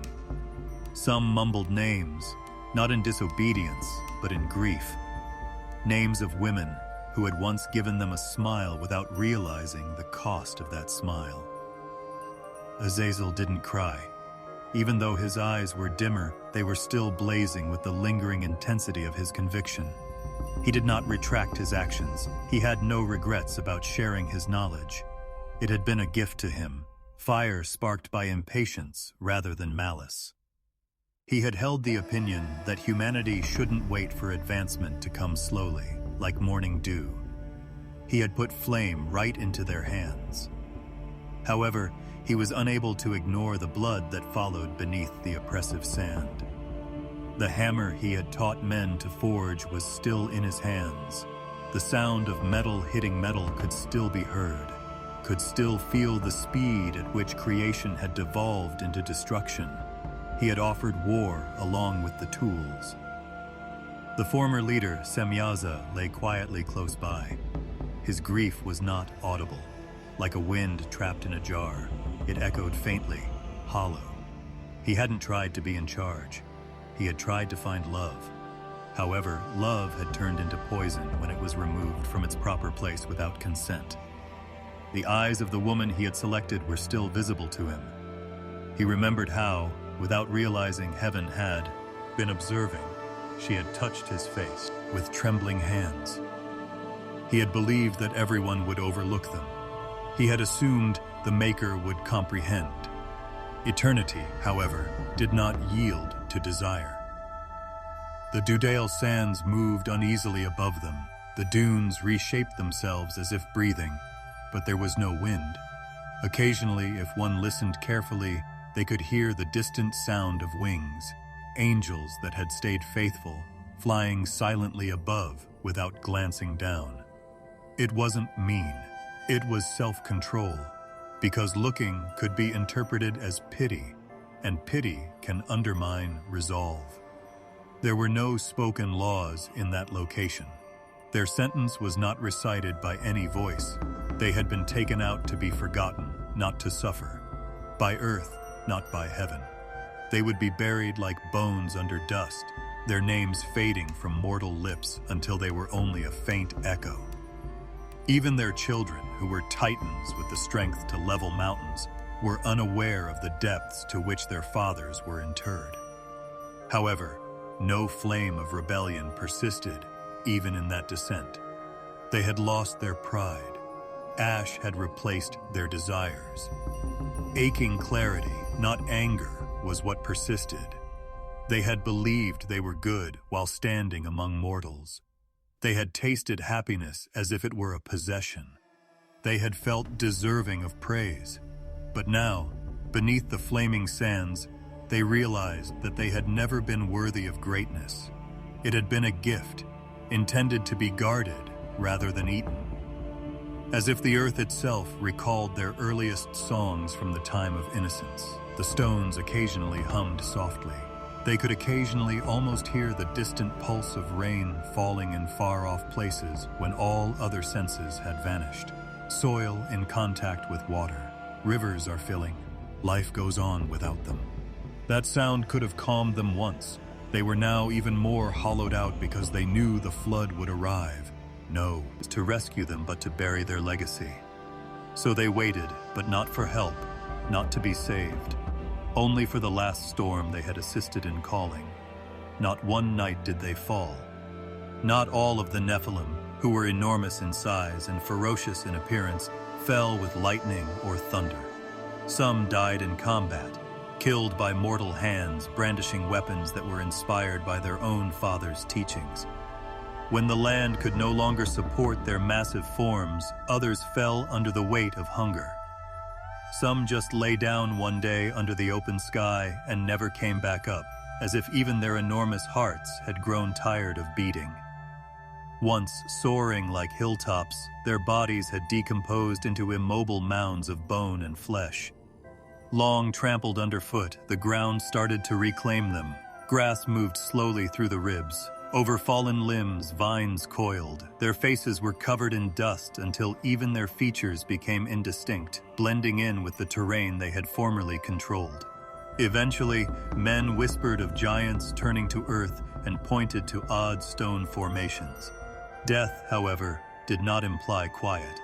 Something inside of them remained intact, even though their flesh gave way to deterioration. When breath left their lungs, a sense of awareness and vastness remained. Not soft like a soul coming home, but heavy, like a storm that won't go away. Mortal blood had not been the only thing that had given birth to the Nephilim. They were born from beings who weren't supposed to die at all, and they were partially spirits. Heaven, therefore, did not claim them when death did. Neither could earth. So they stayed. Not as ghosts floating by themselves, but as presence. A tremor beneath silence, a pressure in the air. Some clung to the paths they had previously traversed. There was an uncomfortable silence in the valleys where their laughter had resounded, as if even birds were afraid to sing. It was now colder at night in the forests where their feet had dug deep holes in the ground. Passengers would stop for no apparent reason, feeling as though memories rather than eyes were watching them. Their souls were not at peace. They were agitated, but not angry. They were neither holy nor demons in the sense that stories later characterized them. They were unable to move between the world that went on without them and the one that they had shaped. Too big to disappear, too faulty to rise. Some roamed the outskirts of populated areas. Youngsters would awaken in the middle of the night with racing hearts, certain that something enormous was waiting without a voice or breathing without lungs just beyond the walls. Animals would run away without cause. Uncomfortably, flames would flicker and bend away from some invisible drift. Watchers, the elders murmured. Angels, no, not ancestors. Another thing. There were times when those lingering spirits pulsed with grief. They still held on to bits of memory, the faces of mothers who had once stroked their cheeks in wonder and terror, brothers in arms whose roars had shook mountains, brief bursts of laughter under the stars. They recalled feeling both feared and loved. They recalled themselves as guardians rather than tyrants, because not all of them had taken pleasure in being cruel. Some had cleared fallen trees to make way for roads, hunted animals that preyed on the weak, and guarded villages. However, memory turned into agony when it was constrained to emptiness. They were unable to communicate. They were unable to touch. Nevertheless, they were unable to stop feeling. As if remembering the rhythm of their father's voices, they gathered close to the thunder when storms came. They lingered close to the glow as fire flickered in men's hearths, recalling the sensation of warmth against flesh. Some drew near when kids laughed, but moved away when the young ones shivered and looked in the direction of the silent presence. They didn't choose to be invisible. By decree, they were invisible. Not with fire, but with distance. The heavens had sealed their doom. They could observe without being noticed. Though they couldn't be felt, they could feel. Like echoes trapped between mountains, they were suspended between realms, bouncing endlessly without a place to settle. The distinction between the visible and invisible, however, became less clear in some areas. Rivers wound through red earth in ancient valleys like serpents, caves that were never illuminated by the moon, stone ruins that were too old for a man to lift. Their grief thickened into something nearly physical in such places. Without knowing why, travelers would leave offerings such as a lit torch embedded in the ground, a bowl of grain, or a carved figure, not as a form of worship, instinctively. Stories of dreams too heavy to handle were whispered, dreams in which sleepers stood in front of enormous, partially mist-covered silhouettes and heard impressions rather than words, loneliness, hunger, and memory. People did not scream when they awoke from such visions. They just sat up, heart pounding, not sure if they had come across grief or caution. Time went by. Centuries on top of centuries. The world was altered. Mud huts gave way to kingdoms. The seas changed direction. Languages came and went. The names of the Nephilim were forgotten by men. However, the ground remembered their footsteps. Over time, some of their souls became hardened. The gentle pain of desire hardened into resentment. The clang of steel rekindled their desire for battle as they drifted close to battlegrounds. Sometimes, during intense combat, warriors would experience an unfathomable surge of strength. They believed it to be rage. It wasn't always, sometimes. Times, as they recalled the rush of force, they felt a whisper of power against their bones. Others avoided violence. They lingered in peaceful areas, such as forgotten wells, mountain lakes, and cemeteries. They didn't want to be feared. All they wanted was to be accepted once more. However, they were not claimed by any realm, not paradise, not the planet Earth. They hovered as a result. Unknowingly, the world above braced itself for a flood. Slowly, clouds began to accumulate over far horizons. The air became more humid and stuck to the skin. The winds changed, carrying with them the smells of impending purification rather than rain. In the distance, thunder started to speak softly, and the first to sense it were the spirits of the giants, those offspring of clay and thunder. They were not happy, they were not afraid. Knowing that what was left of their footprints would be washed away by the waters, they just waited, suspended between worlds. Not their presence, though. That would last. Not as monarchs, not as rescuers, not as monsters, but as shadows that linger on the edge of memory between breaths. He didn't come from a great family. He didn't grow up under flags or walk like a hero. Noah was a quiet man by nature. He listened more than he spoke, and even when the world around him was falling apart, he moved slowly. While others bragged about their strength or traded loud laughs around the fire, he often sat at the edge of the light with his hands loosely clasped and his gaze far away, as if he were talking to someone no one else could see. He was not free from fear. He could get angry. He saw what everyone else saw, the cruelty that had become normal, the screams of men turned into war cries for no reason, and the fear of those who were too small to fight back. He heard the songs of people who didn't worship kindness, but power. He walked on paths where blood had dried dark into the ground and thought about how long the ground could drink before it stopped taking more. A lot of people who walked by him only looked once. To them, he seemed calm, not dangerous, a man who isn't very threatening or ambitious. Some people made fun of him for not talking, thinking it was a sign of weakness. Some people completely ignored him. He didn't yell when someone insulted him. He didn't hit back when someone pushed him. He just stepped aside, not out of submission, but out of self-control. There was nothing in him that made him want to be seen. But inside, his heart shook every day. Not with anger, but with desire. He wanted to hear laughter that wasn't mean, for getting together without being rude, for hands that made things instead of breaking them. He wanted something very badly, and in that desire, he prayed.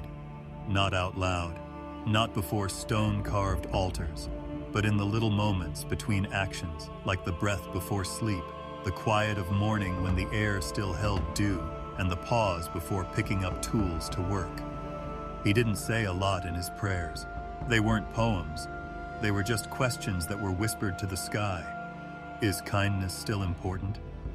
Do you still watch us? Is there a reason to hope? He didn't get a loud answer. There was no angel in front of him in bright light. Instead, he felt something more subtle, a stillness that came over him when he chose to be gentle instead of violent, a warm feeling that came from helping the old neighbor gather her grain, a calm that came over him when he stood between two fighting men and wouldn't let their tempers flare. It wasn't a voice, but it was enough. But even though he knew that, he often felt alone. Some nights, he sat next to his small house and watched fireflies flicker like sparks that were floating away. In the distance, kids were laughing, but even their happiness wasn't safe. Sometimes their games ended in tears when stronger kids pushed the smaller ones aside. Noah smiled and watched, but deep down, a question throbbed like a dull ache. Will they grow to help others or hurt them? His wife could see that he was sad, even though he didn't talk about it much. In the evenings, she would sit next to him and lightly rest her head on his shoulder. They didn't always talk. Sometimes just having her around calmed him down. Other times, they talked quietly about little things like how the sky changed color before dawn and how ripe figs tasted. He loved those times because they reminded him that there were still pieces of peace, even if they were fragile. But not every day was like that. There were times when men from the village would come to him, not to be nice, but to make fun of him. They said he was too soft and too patient. They thought it was funny that he wouldn't fight for control. They told him he was wasting his strength on work that didn't give him power. People laughed at him when he fixed tools for people who couldn't pay him back and asked why he helped people who were lower than him. He didn't say anything. He just went back to work, but their words stayed with him like bruises under his calm. Animals seemed to understand him better than people did. Goats that didn't belong to him walked around his gates without fear. Birds sat on the beams of his half-finished shelter and sang without fear while he hammered wood together. He gave them crumbs without thinking and spoke softly, as if they could understand how thankful he was for their company. He would sometimes stop working just to watch them, amazed that such small creatures could live without it being cruel, while men who were smarter chose to destroy things so easily. He had sons and he loved them, but they didn't always get why he was holding back. They were strong, capable, and eager to show what they could do. They didn't make fun of him, but they did ask questions from time to time. "Why do you let people talk to you like that?" they would ask. He would smile a little, brush the dust off his hands, and say softly, "Because anger spreads, but patience stops it." They didn't always agree, but they did listen. Noah often stayed up at night and watched the stars while others slept soundly. He thought about whether the same heavens that had once been happy about creation were now sad. He wanted to know if the Maker still loved the world or was sad about it.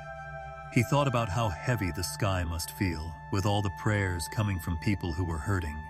He was unsure if his own small voice made a difference at all. There were times when he wasn't sure of himself. Days when he felt tired all the time. Days when he saw people get rewarded for being cruel and ignored for being kind. Days when silence seemed too big and his prayers went unanswered. He would kneel by the door of his house, press his fingers into the ground and say softly, "If I'm wrong to hope, then tell me. Please tell me if I'm being foolish to believe." But even when he was about to break, something held him. Not pride, not sure, just a quiet determination, like someone he couldn't see put a hand on his back and said, "Stand again." He did, though. He had no idea that heaven was watching him. He didn't know that every little act of self-control was louder than the shouts of tyrants. He didn't know that while giants shook the ground with their steps and warriors bragged about their strength, it was his steady steps that caught the attention of the Eternal. He didn't want to be great. He didn't want to leave a legacy. He only wanted to stay kind in a world that had forgotten how. And somewhere out of sight, beyond clouds and wind, a decision was made, not with fanfare but with quiet certainty. The world would change, and Noah wouldn't have to deal with it by himself. He was used to being quiet. It had become a friend, not empty but peaceful, like a blanket over tired shoulders. He felt the change in the silence before he understood it. It wasn't sudden. There was no flash of light, and the ground didn't shake beneath his feet. There was no fire in the sky or a whirlwind tearing through the fields. It came instead like the faintest stirring, as if the wind had chosen to speak without making a sound. He was fixing the corner of his house and smoothing resin between the beams when it happened. His hands were steady, and he wasn't breathing hard. It felt like the world around him stopped. Don't stop. Breathe with him. It was as if every leaf, stone, and grain of dust was in its place out of respect. He felt it then, in that moment of stillness. One word, not spoken, but heard. Build. His hand stopped moving. He didn't turn around because he already knew that no one was behind him. His family was a long way off in the fields. Birds sat quietly above, watching. The sky above was clear, soft blue, and free of storms or signs of trouble. But the word pressed softly into his heart again, strong but kind. Build. His throat got tight, not out of fear, but for a deeper reason. A kind of awe that made his eyes hurt, but no tears came. He put the tool down and put both of his hands on the wooden beam as if to ground himself. He didn't say anything out loud. He only breathed slowly and steadily, waiting, not sure if it had really happened. But then it came back, not as a loud voice from above, but as a soft voice that spoke to his soul. Build. Not made for power, not made to be a shelter, not built for business. No, this was different. It was heavy. Goal. There was something big and sad behind the voice, like clouds full of rain. The word shook him, as if it held both warning and mercy. His heart started to race faster, not from fear, but from recognition. He had been praying for years to be seen. He had been wondering for years if his quiet hope meant anything in a world full of noise. And now, something had answered. Not with promises, not with an explanation. One word was all it took to make him shiver. He bowed his head and closed his eyes. I hear. He wasn't sure if he was talking out loud or just to himself. But what? And like the soft light of dawn, the answer grew inside him. Pictures, not words. Big beams of wood, rows and rows. A shape that was different from any house or hall he had seen. Not a home, not a barn, not a stronghold. A boat, big enough to hold life itself. He couldn't breathe. The pictures didn't come quickly. They came slowly, giving him time to look at them like he would a vision in a dream. The size, the length, the layers were like the chambers of the heart. It wasn't his design or the design of any craftsman he knew. It was too strange for people to understand, but it was easy to see what it was for. Keep. He felt a tremor of fear, not because of the task itself, but because of what it meant. Why would you build something like that unless the world was about to end? He opened his eyes and looked up at the sky. It stayed calm. Birds still flew on soft winds. You could hear kids laughing from somewhere on the other side of the hill. Women got water from wells, and men sharpened their tools for work the next day. Life went on as if nothing was hiding beneath the surface. But he knew, not with sight, not with reason, with spirit. The world had had its time, and time was slowly running out. He stepped away from his house, and his hands shook even though his face was calm. Not in fear, but in respect. The voice had picked him, not the loud, not the strong, not the kings who led armies or the warriors who bragged about their strength. Him. The man who was quiet, the one who was made fun of for being kind. He almost laughed, not because it was funny, but because it was so surprising. He asked in a quiet voice, "Why me?" And the silence answered, not with words but with certainty. Not because he was the strongest, not because he was the smartest, but only because his heart was steady. Because he would do what he was told, even if he was made fun of. Because he would build out of trust, not pride. That evening, his family came back to find him sitting outside with his hands on his knees, staring out at the horizon, even though there was nothing special there. His wife was the first to come up to him and see that he was shaking. "Are you sick?" she asked in a soft voice. He slowly turned to her and looked at her face, the face that had walked with him through his troubles without asking for anything in return.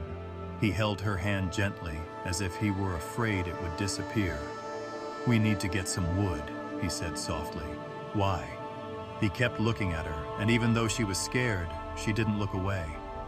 He spoke with the same calmness that had helped him calm storms between men. "For something the world doesn't yet know." She didn't ask any more questions. She just nodded. Next came his sons, who were curious. When they asked him what he was going to build, he didn't give them a lot of details, but he did sound sure. Something that has to be there before the skies change. Whispers started to spread in the days that followed. Noah was getting more wood than any man needed. He walked through the fields with strange numbers in his eyes. He walked slow, lie under the stars, as if he were measuring the distance between heaven and earth. Some neighbors laughed, while others were worried. What does he make? A palace for the wind? A boat on dry land? Has he gone crazy? He heard them laugh, but it didn't hurt him like it used to, because the voice stayed with him. Not all the time, not as a constant echo, but as a calm presence, like a hand resting lightly between his shoulders. The whisper came back whenever there was doubt. Make. When he was tired and his sons looked at him with doubt, and even his own mind faltered at the size of the job, the whisper would come back to him. Make. Not because destruction was on the way, but mercy wanted to get ready. And he did. Not in a hurry, not with pride, but with calm hands and steady breath, under a sky that still looked calm, even though it was full of the weight of a storm that hadn't yet happened. The world was asleep and didn't know. And one man, awake in faith, started to put together its future, plank by plank. People used to say that a man's strength was measured by how much he could lift, but Noah learned that true strength was measured by how much he could carry, without saying a word, with endurance, and with faith that didn't shake even when his hands bled and his back burned in the sun.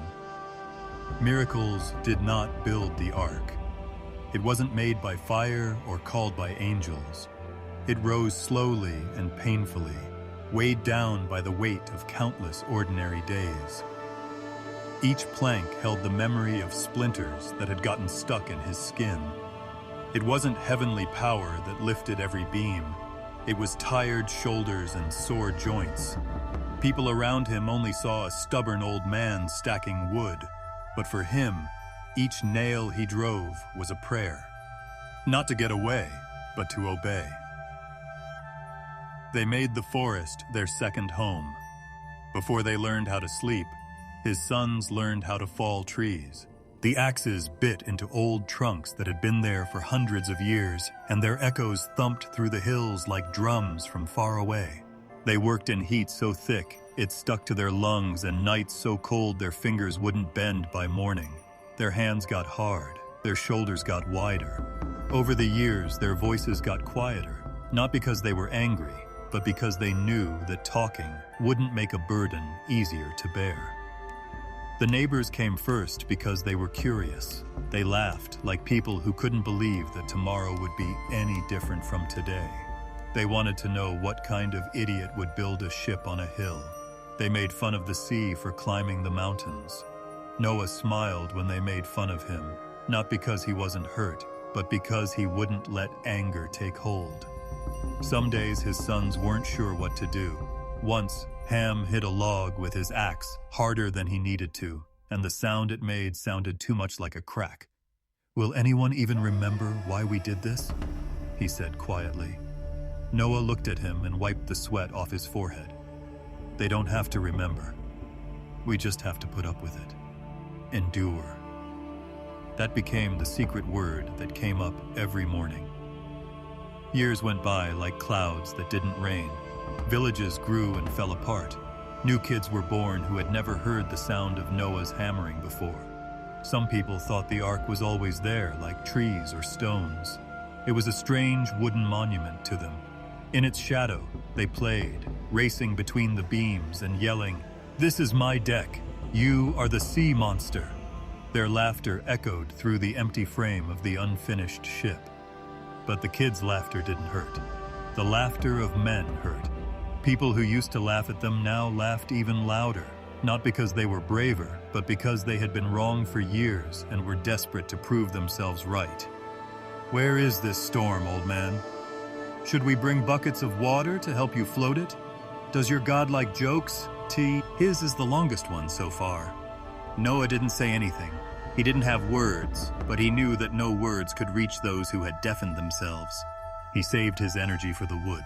The ark had become his way of speaking. Every board said what he didn't want to say anymore. His wife didn't say much. She mostly watched. At night, when their bodies were sore and they were lying next to each other, she would gently trace the scars on his forearms. He would shake then, but not because he was in pain. He was grateful. She never asked how long it would take. She never asked him if he was sure. She just stayed. Their daughters-in-law brought water, cooked for tired arms, and calmed down kids who were scared of their father's tiredness. They kept the house together when the men were too tired to stand. People who walked by couldn't see their work, but heaven saw every drop of sweat they wiped from their foreheads. Noah woke up before the sun rose some mornings, but his body didn't want to get up. Doubt didn't come with a bang. It came with whispers. What if I'm wrong? What if I'm making a monument to craziness? He would sit on the beams of the unfinished ark, looking into the dark and waiting for his faith to come back. Sometimes it took a long time, like embers being coaxed back into flame. Sometimes it didn't come at all until he raised his hammer. He learned that faith often comes after the work has started, not before. He didn't talk much back then, but when he did, it meant something. One time his youngest child asked, "Father, what if it never rains?" Noah put a rough hand on his son's shoulder. "Then let them say we were the only ones who built something for more than just us." The ark got higher, its ribs bent like the bones of a sleeping giant. The wood creaked under the weight, settling into place like old bones that had given up. Birds started to sing. It on the beams, tilting their heads as if they knew they were home, but it wasn't done yet. Deer would sometimes come close at dusk, not scared, and watch with dark, patient eyes. It was as if creation knew something that people didn't. Years piled on top of years. His hair turned silver. His beard turned white. His hands, which used to be steady, would shake when the hammer got heavy. But the whisper stayed. Not every day. He didn't need to hear it anymore to obey it, even though he didn't hear it for a while. Then, one night, he stepped back and looked at what obedience had built as the last piece of the outer hull was sealed. It wasn't pretty. It wasn't classy. It didn't shine like the marble halls of kings. It was not cooked. It had scars from many hands. It held the memories of every doubt, bruise, and sneer that had been thrown at its builders. It wasn't a glorious ship. It was a ship full of scars. A ship of patience. A ship full of blisters. But it stayed. Noah knew that the moment had changed. Even though the sky was still clear, the air was still warm, and the ground was still dry under his feet. He put his hand on the wood, not to admire his work like a craftsman would, but to say hello to something alive. He didn't smile. He did not cry. He only whispered the one word that seemed right to offer a miracle in the form of work. Ready. The sky didn't give any signs. There was no loud roar or crackling thunder to announce judgment. It started with a silence that was too heavy and still, as if the air itself was holding its breath. The wind stopped dancing in the grass. The birds stopped singing. Even the insects, which always buzzed and clicked in the sun, stopped. Something had come into the world that couldn't be seen yet, but it could be felt under the skin, like a chill under warm clothes. At dawn, Noah stood outside the ark. He put his hands on the wooden frame and leaned his forehead against it, as if he were listening for advice. One more time. He didn't know for sure that this would be the day. He had learned a long time ago that following orders didn't come with a schedule or an explanation. So he stood there, not waiting, just being. The others behind him moved slowly. Shem came out with a bundle of rope on his back. Japheth had baskets. Ham yawned into his arm. No one said anything. Everyone felt it. Before the rain, the animals had come. Not in wild floods or snarling chaos, but with a calm that shook even the most faithful heart. Pairs came across fields and hills in a quiet line, with hooves hitting the ground, paws hitting stone, and wings rustling like prayers. Some came slowly, their noses shaking as they got closer to the ark. Some came with royal confidence, as if they knew what their role was in the prophecy. Not even the most dangerous predators showed their teeth. A lion walked right past a deer without even looking at it. Wolves walked among lambs, but not to hunt them. They were pilgrims. Noah didn't tell them what to do. He just opened the way and led each pair to their spot. The inside of the ark was filled with the sounds of creatures settling into their pens, like rustling and breathing. His wife and daughters-in-law walked among them, bringing water, laying down dry grass, and calming their shaking bodies with gentle touches. The smell of fur, hay, feathers, and dirt made the air thicker. It wasn't the smell of fear, it was the smell of waiting. And now, outside, under the gray morning sky, the first sound came. Not thunder, not the wind. One drop. It fell on the back of Noah's hand, where it felt warm against his skin. He didn't move. He slowly opened his eyes. His sons all raised their heads at the same time across the plain. The workers who had made fun of him for years stopped laughing. A shepherd with a flock stopped and squinted at the sky. A mother frowned a bit. Something cool touched her cheek while she wiped dust off her child's face. Then another one came, and one more. No pattern, no beat, just random taps on wood, stone, and skin. People looked up, thinking they would see clouds, but the sky above was still bright. The sky stayed open and pale, as if it didn't want to show what was coming. Still, the drops kept falling, as if the sky had started to cry through cracks that couldn't be seen. For a moment, the crowd felt better. A farmer laughed and raised his arms. Finally, the drought is over. Kids screamed and raised their hands to catch the drops, which they tasted on their tongues. A group of young men ran through the fields, kicking up dust that was now turning to mud under their feet. But then the wind started to move, and this time it wasn't just for fun. It came low and deep, with a sound that wasn't quite thunder and wasn't quite a voice. It shook the chest more than the ear.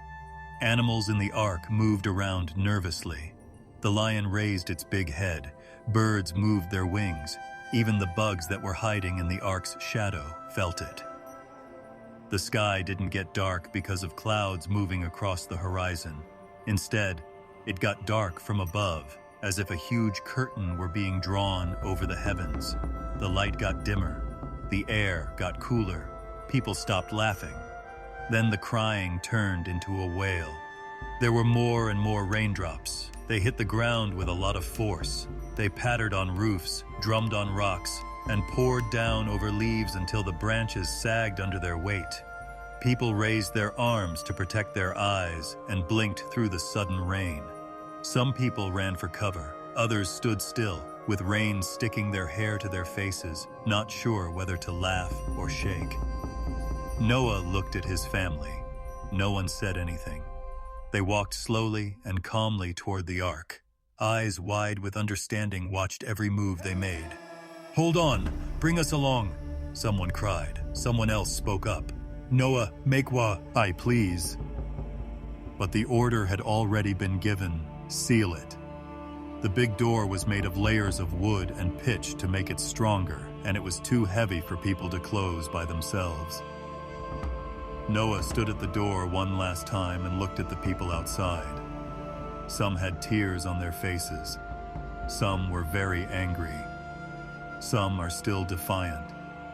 Some are already broken. He didn't say anything judgmental. He didn't say he had won. He bowed his head, but not in victory. He was sad. Then something that couldn't be seen moved. Not the wind, not a man. The door moved. The wood groaned like it was alive. It slowly and steadily pulled inward and sealed shut from the inside, not with hands of flesh. The inside was swallowed by darkness. Then they lit the lanterns. Soft golden light flickered over rough beams and sleeping animals. Outside, fists hit the sealed wood hard. "Hey, Noah, let it go. We're sorry. We didn't get it. Please." The storm drowned out their cries.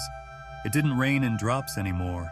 It fell in torrents, a steady stream of water that turned the world into moving shadows. The rivers got too big for their banks. Gullies that were dry turned into fast-moving streams. The soil got softer and then broke down. The sides of the hills fell apart. Stones rolled under the flood's growing hunger. The ark shook inside. The animals screamed, low bellows, scared whimpers, and high-pitched calls from the corners of their cages. The wife of Noah pulled the kids close. His sons held on to beams and whispered words of comfort, even though they were scared. The noise outside was no longer just rain. It was rage. The sky was pouring out hundreds of years of sadness all at once. Water gathered under their feet. Then it was raised. The ark shook. For a moment, it looked like the whole huge ship would tip over, creaking as if it were protesting a birth that was too quick. Then, it got up. Not in a graceful way, not quickly. It lurched, scraping against the ground that wouldn't let go. Mud stuck to its sides like hands that were trying to get away. The ground then gave up. The ark shook and swayed as the new sea below it moved. Everyone inside held on to what they could. Some animals gave up and fell to the ground. Others braced themselves as their instincts took over. Noah shut his eyes. Not out of fear, not in relief, but with respect. Because the sky had finally said something, and it stopped whispering. It made a loud noise. The ark creaked and groaned like a living thing as the waters lifted it higher, swaying under the weight of all the things that were inside. The world outside was falling apart. The rain made the mountains look blurry. Rivers that used to flow slowly now roared like animals running away. The earth seemed to open up and take back homes that were once proud of their foundations. But not everything gave up so easily. As the floodwaters rose, huge shapes appeared, like shadows cutting through the storm. The Nephilim. The giants who used to walk across valleys like men walking across streams were now waist-deep in water that was churning with rage. The rain hit their skin like stones. Their long hair, which used to be braided with gold or crowned with bones, now hung heavily over their faces, and their eyes were squinting against the rain. They had never been afraid of anything before. Not animals, not knives, not kings. They were meant to rule and look down on everyone else. But now, they were above nothing. The sea didn't care how tall they were. One of them, with skin like tarnished bronze and a body as wide as a cliff, waded toward the ark. The waves crashed with each step, but the water pushed back, as if it didn't want him to pass. He roared, and the sound cut through both wind and thunder. It wasn't a roar of defiance. It was a roar of disbelief, a sound that no one alive had ever heard from his kind. Fear. More people came. Some people stumbled through the fast-moving water, pushing their way forward with arms like tree trunks and hands clawing at the changing waters. Their muscles bulged against the waves as if they were fighting the sky itself. Some giants knelt down because the ground was shaking and their bodies were too heavy. Mud stuck to them like chains. They raised their hands toward the ark, not to hit it, but to touch it, to ask. At one point, they thought they would live forever. Their strength had made mountains shake.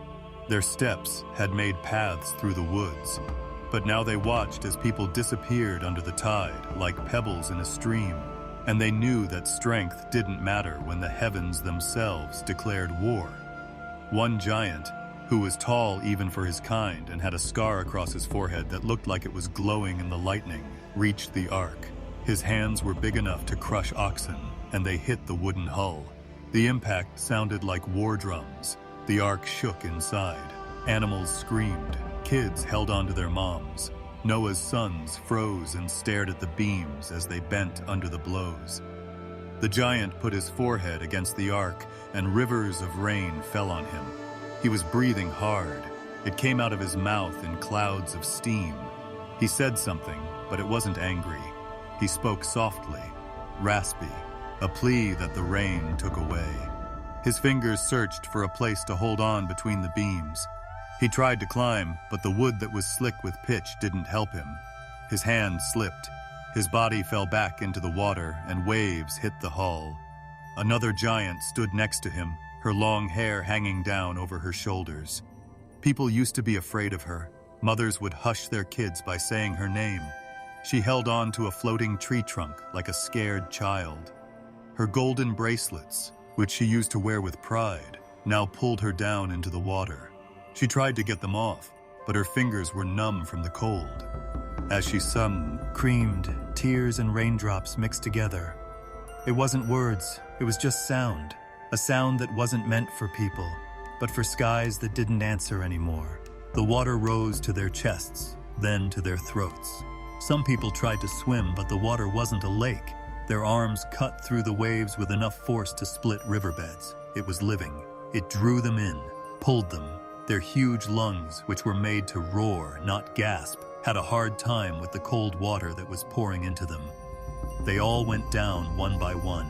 Some fought until the end, hitting the ark with their fists until they bled.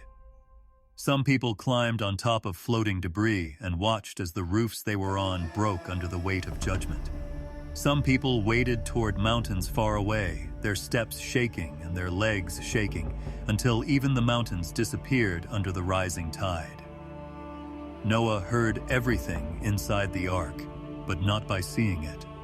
The pounding came through the rain, the thunder and the waves crashing, not from small fists of villagers looking for safety.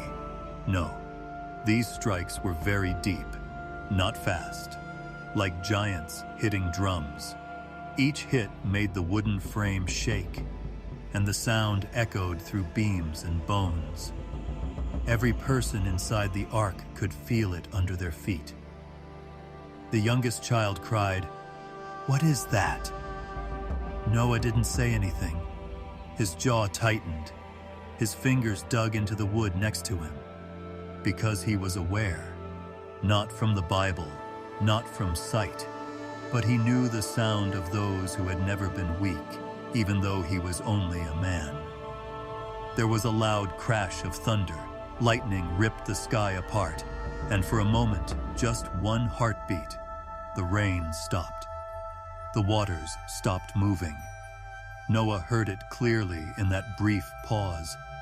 A voice, deep, not working, calling a name, not his, not Noah's, not Shem's, not a man, God's.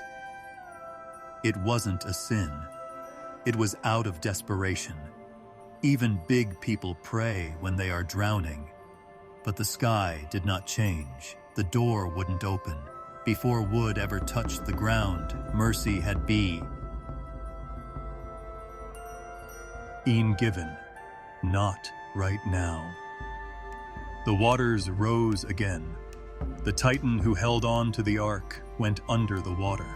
His huge hand stayed above the water for a long time, fingers spread out like they were still trying to grab onto life.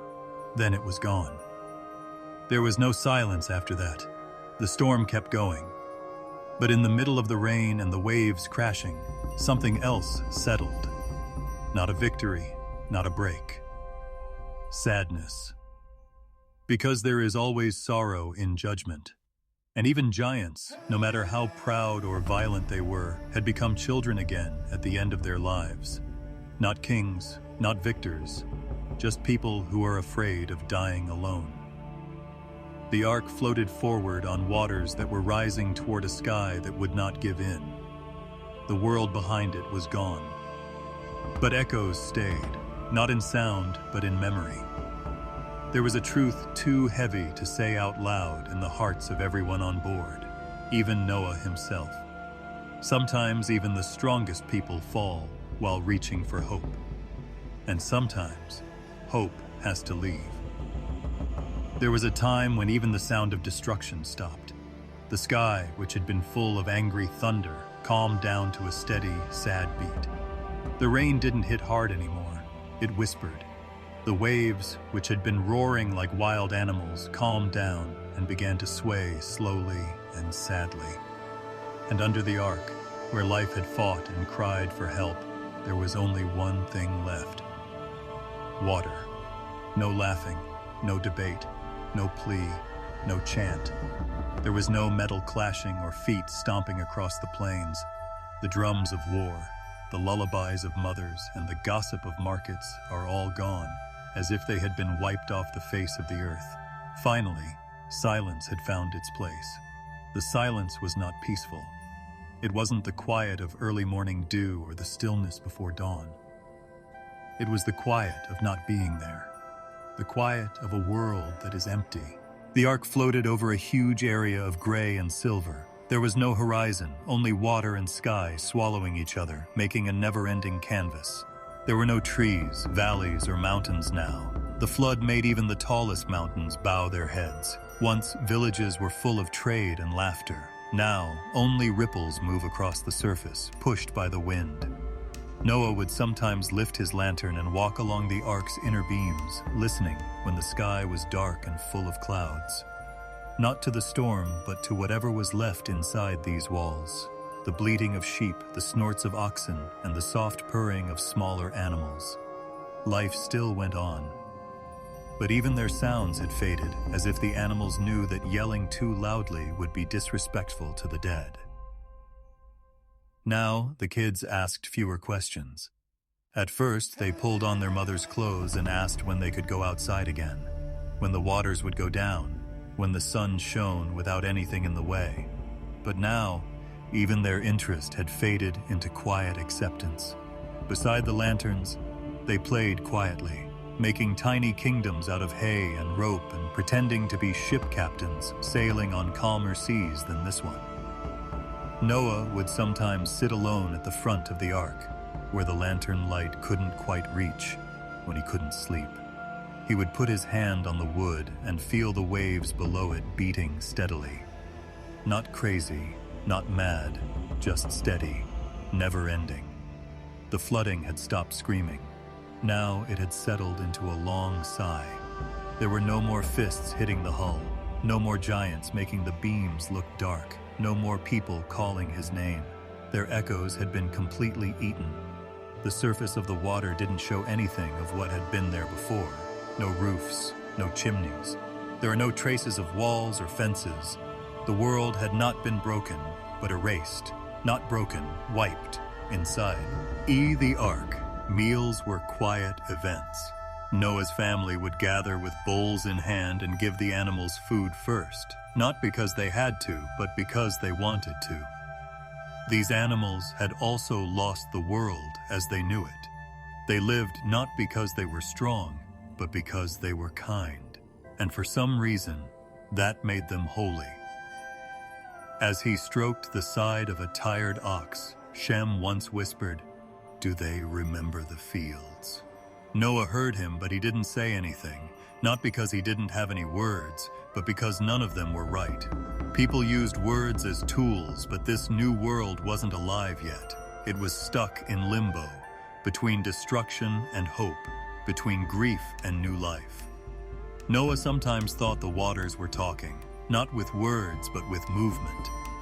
The gentle rise and fall under the ark felt like breathing, a slow breath in, a long breath out, as if the world were sleeping under a blanket of oceans, dreaming of when it would wake up. He was curious about what was below. Did the towers fall apart as they went down? Did the trees move one last time before the roots broke free? Did people hold on to each other in the dark, sharing their last warmth before it was taken away? He didn't ask out loud. Some questions are too heavy to carry after you say them. The nights were the worst. The stars were hidden by storm clouds, so the ark floated in the dark, relying only on memory and faith to guide it. Noah would close his eyes, and sometimes the quiet got too loud. Not because of what it had, but because of what it didn't have anymore. The lack of voices hurt the heart more than any scream of fear ever could. But there was something else in the sadness, something weak, something that is weak. Not happiness, not a break, but just a faint hum of hope. Life had not gone out, it had been kept, like a seed buried deep in the ground, waiting for spring to come. Not a tomb, the ark was, it was a womb. Outside, the silence wasn't just death, it was getting ready. Still, it's hard to deal with silence when you've known laughter. One morning, Noah stood by one of the narrow windows and watched the raindrops slide down the wooden frame. Ham came up quietly next to him. For a long time, the young man didn't say anything. He just watched the water stretch out in all directions. Then he whispered softly, "It's strange. I still listen for voices." Noah's lips parted, but no answer came. He put his hand on his son's shoulder. They stood there, watching the world move beneath them. There were no birds flying around, no clouds breaking up with light. It was just a lot of gray, folded over the water like a shroud. But the ark stayed still. It no longer bounced around on violent waves. Instead, it drifted slowly and carefully, like a big cradle on the breast of the deep. And in that quiet, something inside Noah changed. He didn't smile. He didn't sigh. But for the first time since the flood started, he felt a strange softness in his chest. It wasn't happiness. It was acceptance. The waters had taken over the world, and by doing so, they had made room for another. Lanterns flickered inside the ark. The sea breathed outside. Noah almost didn't believe it when the ark shook under their feet. It wasn't from waves. It was from something that had been hidden for a long time. The sound was soft, like someone letting out a breath they had been holding. A soft scrape of wood against rock, and the faintest creak of wood settling. No crash, no bang, no fanfare. Just quiet. The world didn't sway for the first time in what felt like a lifetime. the ark stopped. It felt like the walls were breathing and the air inside changed. Animals who were used to the constant motion raised their heads in confusion. Hooves and paws stopped. Wings that had been fluttering around now tucked in close. Even the bugs that buzzed around all night long seemed to stop for a moment, as if they were waiting for confirmation. Noah stood up slowly, getting up from the spot by the window where he had prayed every morning. He pressed his palm against the beam above him, as he always did, to steady himself. But the wood didn't groan anymore, no longer pulsed with the sound of water. It stood strong, rooted in something old and unchanging. He shut his eyes, not to sleep, but to feel. Stillness, sweet, confusing silence. He didn't shout. He didn't hurry to tell the other people. He stayed there for a while, in the quiet, letting the realization sink in like warm light after a long winter. His knees shook, but not because he was weak. He was in awe. The world was no longer drowning. When he finally left his room, his family was already gathering outside, drawn by the same unspoken sense. Shem leaned against a post and looked up as if he thought the ceiling would turn into sky. Ham ran his hand along the wall and tapped it softly here and there to make sure it was solid. Japheth crouched down and put his hand on the floorboards, as if he thought he could feel the sea below. Nobody said anything. Words would have broken the holy silence that had settled over them. With a lantern in hand, Noah stepped forward and walked toward the hatch. His sons followed, their breaths shallow. The wood creaked softly under their feet, like a house on land, not like a ship in water. Every sound was new, amazing, and important. The hatch was still closed, heavy and worn down, with lines that show where storms have been. Noah reached out, his fingers shaking not because he was old, but because he was in awe. He just kept his hand there for a long time, feeling the cold iron under his skin. Was it really time? His heart said yes. He raised the bar. It groaned in protest, the first loud noise in days, but no one flinched. It wasn't the sound of breaking. It was the sound of letting go. They pushed together. Light came in, not bright or harsh, but soft and pale, like the first light of dawn coming through the fog. The world outside wasn't completely clear. The sky's full glory was still hidden by low clouds. But it didn't rain. There was no thunder, just a quiet, glowing veil of morning.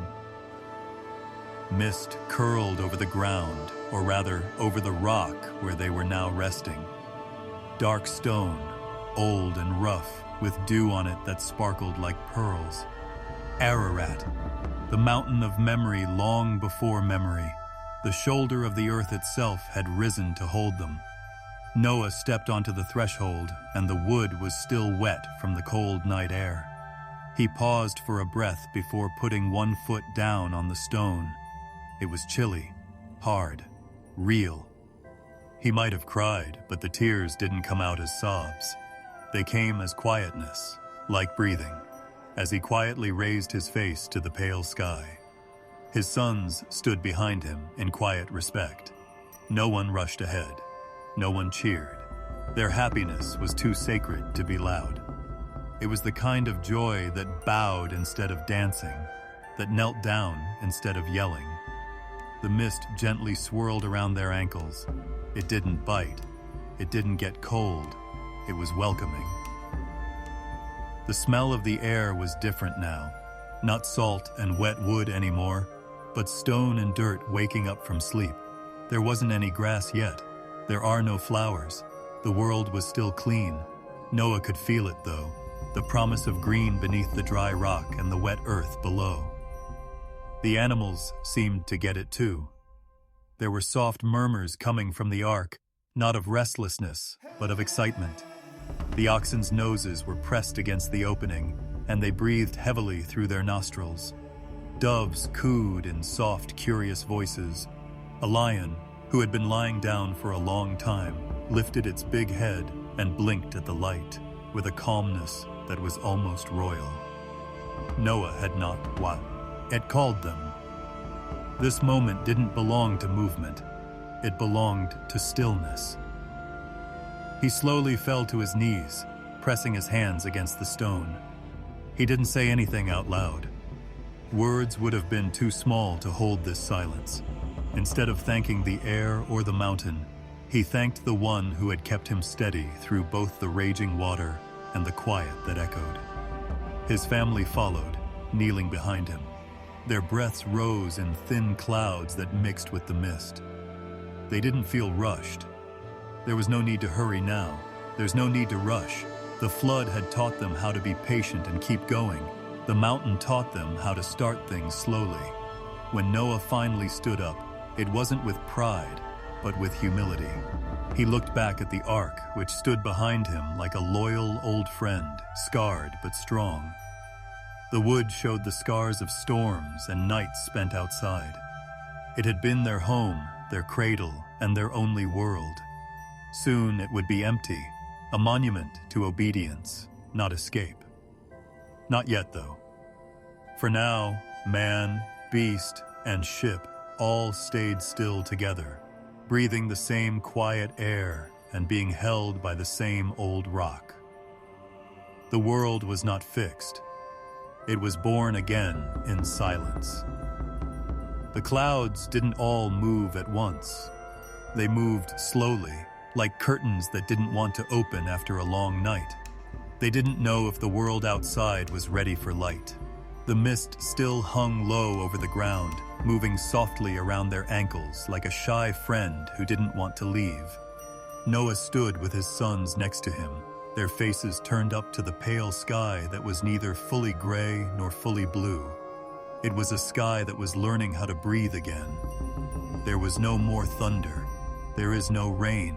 There was only a faint drip of water sliding down the slopes of Ararat and falling in slow beads from the ark's eaves, the sound of each drop hitting the ground. It was so soft that it sounded like music, the soft ticking of a world drying its tears. Shem was the first to see it, a shimmer, not a sound or a sudden blaze. He squinted and raised a hand to protect his eyes, even though there wasn't a harsh glare, only light. A soft, gentle light that wasn't sure what to do came through the thinning clouds. He tilted his head in confusion. The others looked where he was looking. It wasn't a rainbow yet. It was just a pale arc of light, like the ghost of something that was about to be born. For a while, no one knew what was going on. Then the light hit the mist that was still there, and the mist answered. A color came out. Not loudly or all at once, but slowly, like a flower opening backwards, from the sky to the ground, instead of from the ground to the sky.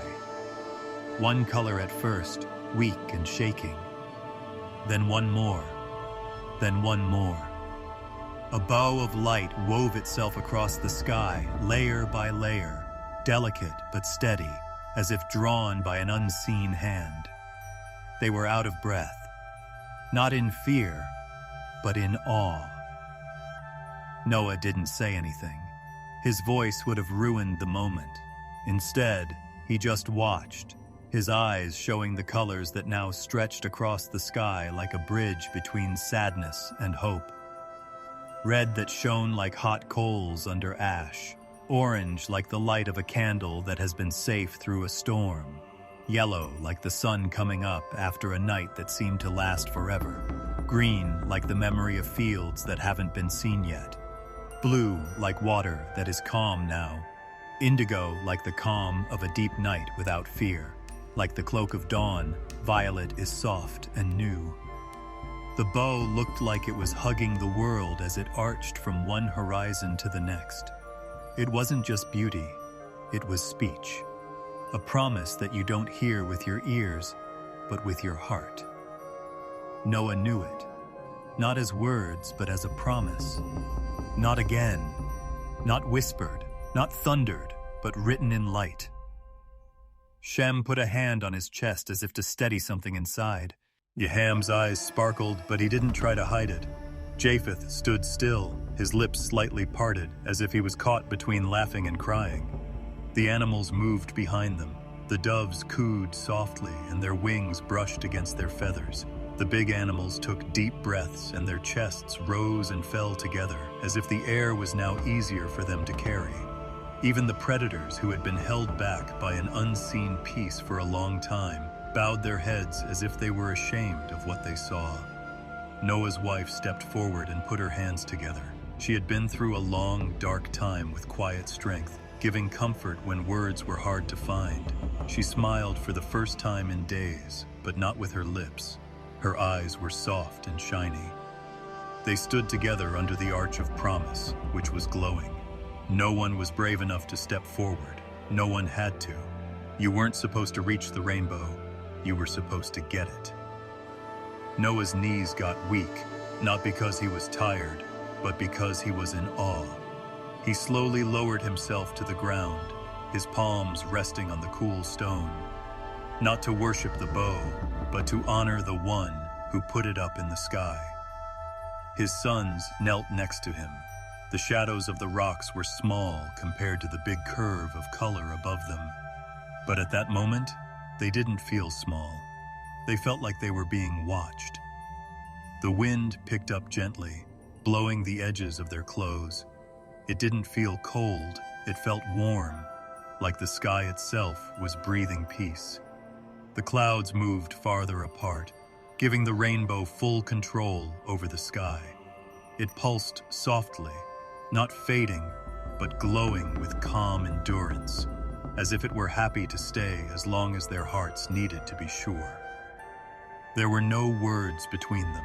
They didn't have to talk about forgiving each other. They didn't have to give the covenant a name. They got it. This sig, and wasn't just for show. It was a promise sewn into the fabric of creation, a way to get from sadness to peace. The flood had destroyed the world. It was gently rebuilding the rainbow, not through rock, not by giving orders, but with color, by means of light, through beauty. Noah raised his head and let the colors wash over him. He thought about how they would go beyond the mountain, the water that was going away, and the faraway lands that were now clean and quiet, reaching out to the generations that have not yet been born, to the children of his children, to everyone who would one day look up after their own storms and say, "There is still hope." The rainbow didn't say anything, but its silence spoke volumes, and in that quiet, Noah's heart finally found peace. Some claim that everything washed away with the flood, including the creatures that once towered over men like walking mountains, the cries and the wickedness. Water, however, can only submerge flesh. Breath cannot be drowned by it. Memory cannot be drowned by it. Spirit cannot be drowned by it. There were whispers, gentle, uneasy whispers carried by winds across empty plains and newborn forests long after the waves had subsided and the rainbow had stretched across the newborn sky. Strange movements in the fog were reported by shepherds. According to hunters, the night's silence would occasionally listen back. The Nephilim, the giants, were dead. It was said that their massive bones were buried beneath deserts and cliffs, either swallowed by earth, too ashamed to show them, or mistaken for the remains of beasts. However, a remnant of them persisted, their restless nature, not their size or strength. They were born of mixed origins rather than just mortal breath, half of the planet, heaven's half. Where had spirits like these found a home when their bodies were swept away by the flood? Heaven did not acknowledge them as sons, so they were unable to ascend back to the sky. Because the earth rejected them as strangers, they were unable to rest in it. They wandered as a result. Wit. H. Shadows, not footsteps. Whispers, not voices. The world was young, peaceful, and untarnished at first. They couldn't touch the calm air. As they sowed the fields, Noah and his sons and the other surviving families got up early, worked together, and sang. Envy between neighbors and animosity between brothers did not exist. Outside a light they were unable to enter, the restless ones circled like wolves. Peace, however, is a fragile thing. When observed, it trembles. It waits to see if man remembers at all, and the ghosts waited. They did not weep or scream as one might think giants would. Now their grief was more subdued. Yes, it was heavy, but it was muted, like thunder confined in water. Some watched with fleshless eyes as they leaned against the forgotten ruins of the old world. Some, unsure of who they were now, hovered close to the mountains where their bodies had fallen. Formless spirits, souls that don't sleep. Unfit for heaven, not welcome on this planet. Something completely different. There were nights when children complained of having too vivid dreams as evening descended on Noah's descendants' fields and the smoke from cooking fires curled upward. Great silhouettes were seen moving slowly along the banks of rivers. They were no longer roaring, but looking. On certain evenings, dogs would raise their muzzles and snarl at vacant doorways. Some mornings, tools that had been left outside were discovered moved. They weren't broken or stolen, just shifted, as if they had been lifted by a great hand that was perplexed by its own tactile capabilities. However, they lacked hands, not a voice, will only, as well as hunger. Their bodies were gone, and they weren't there for food, not for territory, because to spirits, land was nothing. They were insatiably hungry, to feel through others, not to live as before. Where patience once stood, a whisper in a tired man's ear urged anger. A slight pressure next to a woman who is awake at night, raising suspicions about her sister. Not a sound. At first, nothing violent, waiting for breath like embers under ash. It was a young world. It was still unaware of how brittle peace was. Later, tales of invisible seductresses were passed down among far-off tribes, which were not yet kingdoms, not as cunning and convincing as the Serpent of Eden, but heavier, weary of grief, bitter. They were described by some as wind that evokes memories of past grievances. Others referred to them as voices that call the lonely to drown beneath the water. Stay inside when the night grows too still. The old ones wander, looking for warmth they can no longer feel, mothers would whisper to agitated children in slumbering villages. The giants had lost their position as kings, warriors no more. They were now shadows of desire, and those shadows gained knowledge over time. They could agree, cling, not stay, not completely possess, but stir. One of them may settle in a man's chest, like a chilly hand laid lightly over his heart, if he allows anger to fester there for too long. A spirit could curl around the tongue and stir more when someone spoke lies and enjoyed them. The invisible would lean in and fan the flames of jealousy when it flickered in a gaze. They were sin's companions, not its creators. They could encourage evil, but they couldn't make it happen, similar to weeds growing around roots, like mold on bread that hasn't been eaten, slowly, with patience. So the world came to know their names. Nephilim, no, not giants. Those were titles of flesh. These were different. Corrosive winds, voices from the desert, heart watchers. And afterwards, demons. Not, as future legends would have it, horned beasts. Not avian monsters, just grief geas, ven will, resentment toward memories. Hunger that does not go away. You could hear them in the echo of footsteps other than your own if you paid close attention in ancient stone valleys. Some people would say, an old one passed near you, if you were experiencing an unfounded sadness that persisted for no apparent reason. But not everyone was mean. Some had experienced kindness in their lives, albeit briefly. In the past, some had recalled hearing human mothers laugh as they fed them out of sympathy or fear. Curious about the fragility of human children, some had once held them tenderly. Those ghosts evolved into kinder itinerants who watched motionless but did not entice or harm. Lonely stewards of long-forgotten locations. Some tribes thought that because a spirit of an ancient giant sleeps beneath, and if you walk softly, he calms your fears. Some valleys offered a strange kind of peace. Physical adversaries, spirit fragments, between worlds, lost forever. The world after the flood was not empty, as was said. Bodies were washed away by the waters. However, the echoes persisted. After the waters subsided, the world is said to have become quiet, but calm does not always equate to tranquility. Silence can have weight at times. It's a hush that comes from waiting rather than rest. Once more, the earth was free of cruelty and violence. However, something stirred somewhere in that immense silence. Something that moved like breath between the ground, the water, and the sky, but did not belong to any of them.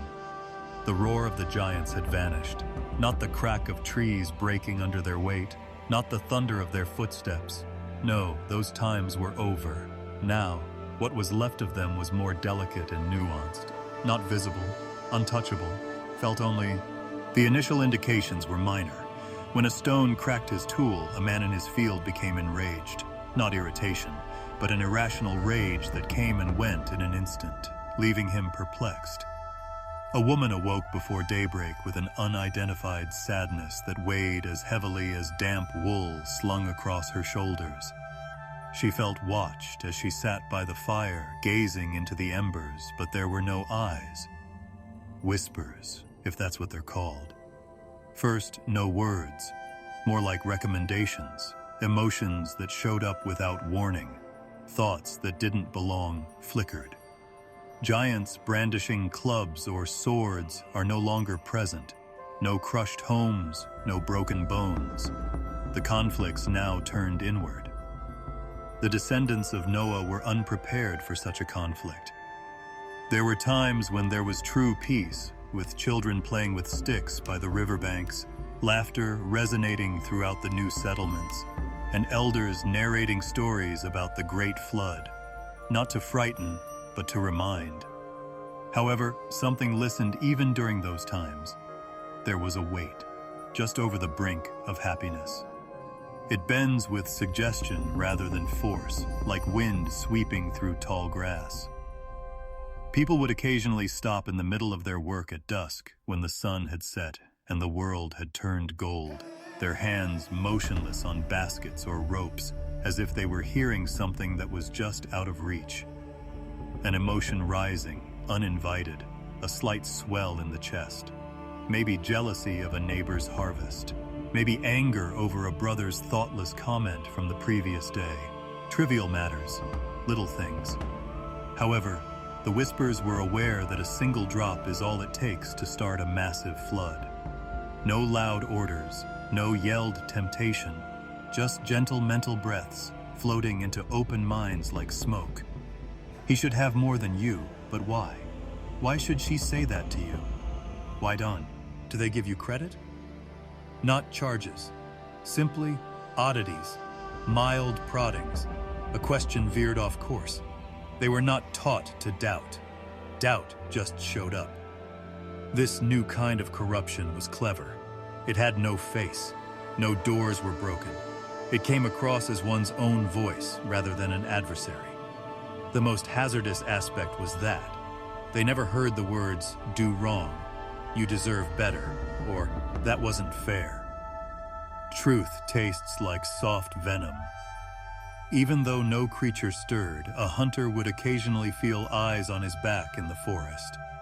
When he would turn around with his spear up, he would see nothing. But his pulse would shift. He would tense his fingers. There was something. Not in the foliage, in the branches, no, within him. His patience was thin, and he would come home agitated. When his wife would scowl and ask him what was bothering him, he would be at a loss for words because he didn't understand it himself. The whispers would snuggle between them like chilly air through a broken window as they lay in silence that night, both of them awake but facing different directions. Division without apparent reason. The wind was blamed at times. The wind moved without a body, spoke without lips, and touched without hands, so it made sense. Unaware of the reason, they would mutter charms their grandmothers had taught them and spit over their shoulders when breezes became oddly warm or cold. The air, they thought, was listening. Perhaps it was. Old men would sit outside their tents with spears across their knees at night when the fire was low and the children were curled up against their mothers. They sensed something in the dark that claws couldn't reach, not because they were afraid of animals, as most of them now avoided them. A faint laugh that was hollow rather than loud, like memory making fun of itself, a strain behind the ribs, a whisper under the skull, not in the ear. They had no term for it yet. However, centuries later, it would be referred to as temptation. The flood is louder. The giants are more feared, and yet, more tenacious than both. The flood had been brief, but loud. Though few, the giants had been powerful. There was no end to these whispers. Invisible. Be patient. When a father scolded his son too severely and afterwards felt a knot in his throat, something pressed next to that guilt and twisted it into anger at being undervalued, not regret.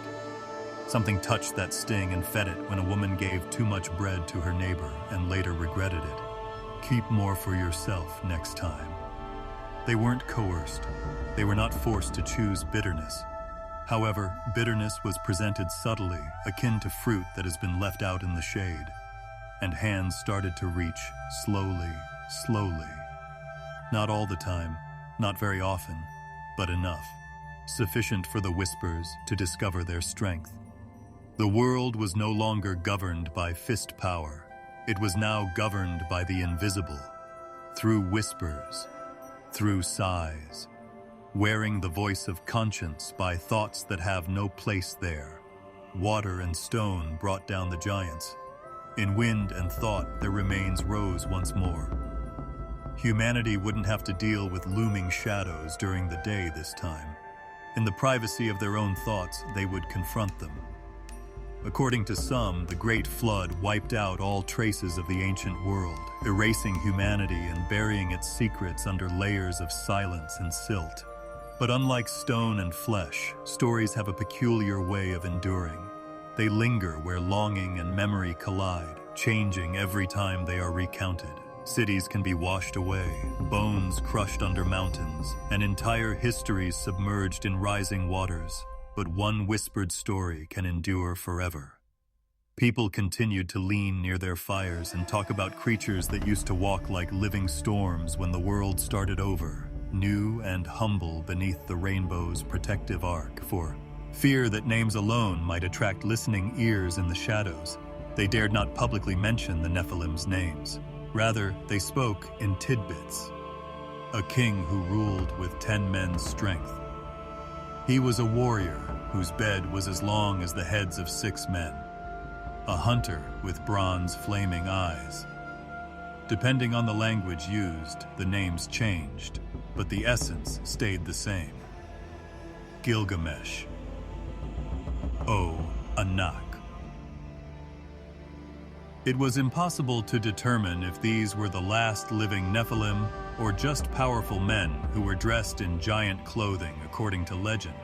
However, the stories were never entirely consistent, which in and of itself made people suspicious.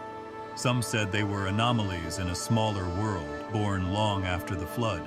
Others claimed to be survivors, clinging to mountaintops or fooling the rising waters with extraordinary fortitude. Others thought they were descendants of an old union that would not go away, rather than giants themselves.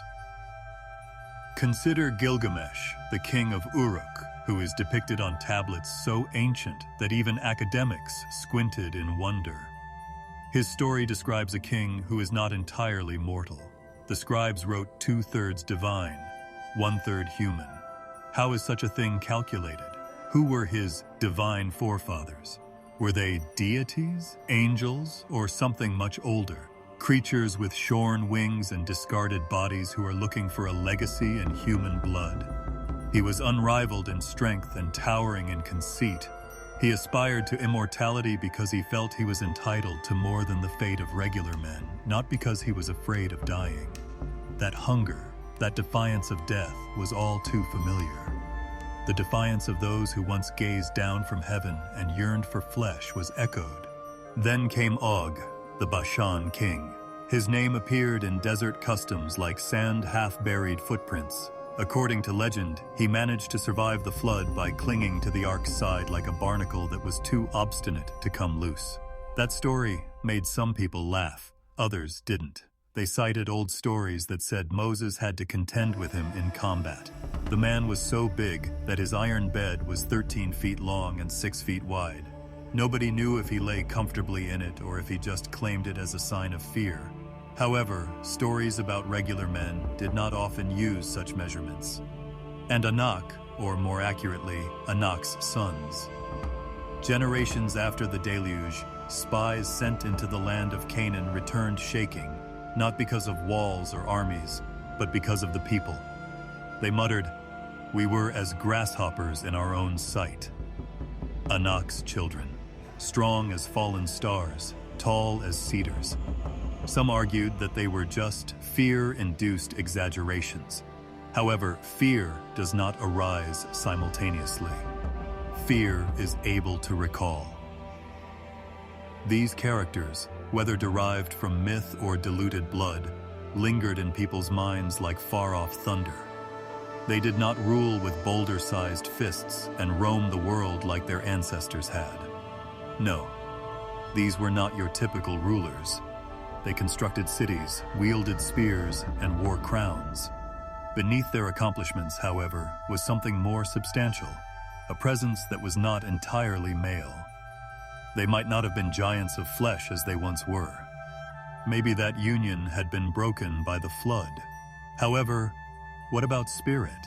What about inherited memory? Could generations be affected by longing? Could human eyes conceal defiance? Not all of them were evil, according to stories. After losing his beloved Enkidu, Gilgamesh is portrayed by some as a repentant old man seeking wisdom. Og ruled fairly, according to some, until he was threatened. Some Clio aimed that Anak's sons did nothing more than protect their territory. Legends, however, are rarely unanimous. You can follow their movement but never understand their roots as they disperse truth like leaves in the wind. Tribes claimed that their ancestors used to eat meals with tall, soft-spoken men who cried when they heard songs. Some villages asserted that during a time of famine, one of these creatures provided refuge to their founding fathers. However, nearby tribes would respond with terrifying stories about voices that could break through stone and enormous hands that could lift entire livestock in a single grasp. The stories were not diminished by contradiction. They became stronger as a result. Because something becomes immortal in memory when it cannot be classified as either wholly human or wholly monster. Maybe that's why these names have never been abandoned by the world. Each continent gave birth to its own echoes, such as Jotnar in the north, Asuras in India, and Titans in Greece. Always a race of beings before men, always overthrown, always present in stories. Did these happen by chance? Or were they pieces of a single truth, strewn across cultures like broken glass, each one reflecting a unique glimmer of light? Grandmother's whisper, that hill remembers heavy footsteps. Some caves are still sealed, not out of superstition, but instinct. Some mountains are still avoided, not because of wildlife. In some spots, the ground seems to have been bent under too much weight to mention. Unless human hands used to stand on shoulders much larger than ours, some stones have carvings that are too high for them to reach. The giants perished. However, their memory refused to be buried. Perhaps the Nephilim's shadows across time, rather than their bones beneath the earth, are their true legacy. Lingering, not walking. Watching, not roaring. Cities were built by men. They inscribed names on monuments, scrolls, and clay. However, the giants? Fear was something they wrote into themselves, incredulous, into the narrative. Furthermore, stories do not collapse in the rain like kingdoms do. Humanity is said to walk under a memory-remembering sky.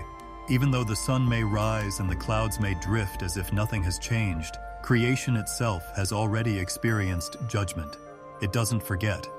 Water arrived first, as a somber reset rather than a gentle purification. The heavens were opened by grief, not anger. The stories describe divine mourning poured into rain rather than thunderous wrath.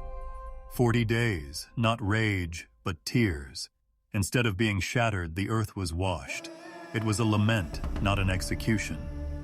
However, people have been wondering if such a reckoning will ever occur again ever since the waters subsided and the rainbow appeared in the sky like a healing scar. The ancient texts respond subtly, with certainty rather than fear or panic. It won't be water the next time. Water heals what it drowns, not because there wasn't enough of it. It does not change. It only purifies. Fire refines, water erases. Fire does more than just destroy. Truth is awakened by it. It separates what was never intended to last from what can. Flame does not dissolve gold, rather it reveals it. Heat drives out impurities, leaving only brilliance.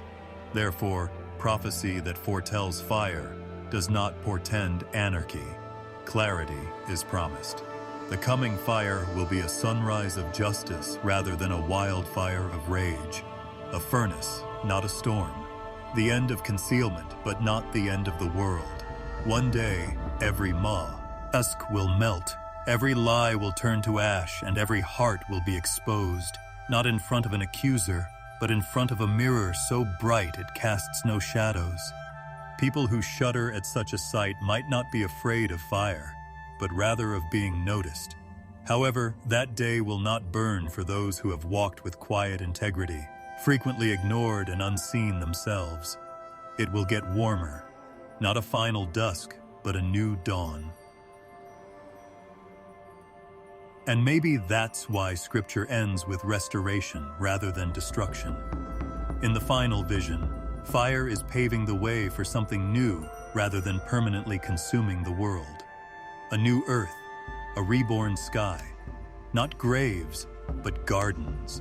Not sirens, but songs.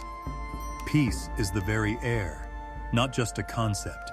No more disobedience, no more tyranny, no more whispers of temptation or giants of pride. Only harmony, which is unbreakable but not brittle. So here we are, standing between the fire that will be and the water that was, not in fear, but in consciousness. Each sunrise serves as a reminder to be patient. Every rainbow that emerges from a storm serves as a reminder to be merciful. Every flame serves as a reminder that fire is not always dangerous, whether it is found in a candle, a hearth, or a star. It can be a promise at times. And you are a part of that story if you are listening right now, no matter where you are or what sky you are under. The world will be put to the test one day, not by drowning, but by refining. May we be discovered prepared to shine through the flame rather than resistant to it. Don't let these words fade into silence if they made you feel anything. Return the whisper. To add your voice to this waiting chorus, please leave your name, city, and the time you heard this. If your heart is willing to go farther, subscribe. There is still more to the story. All it is doing is flipping a page,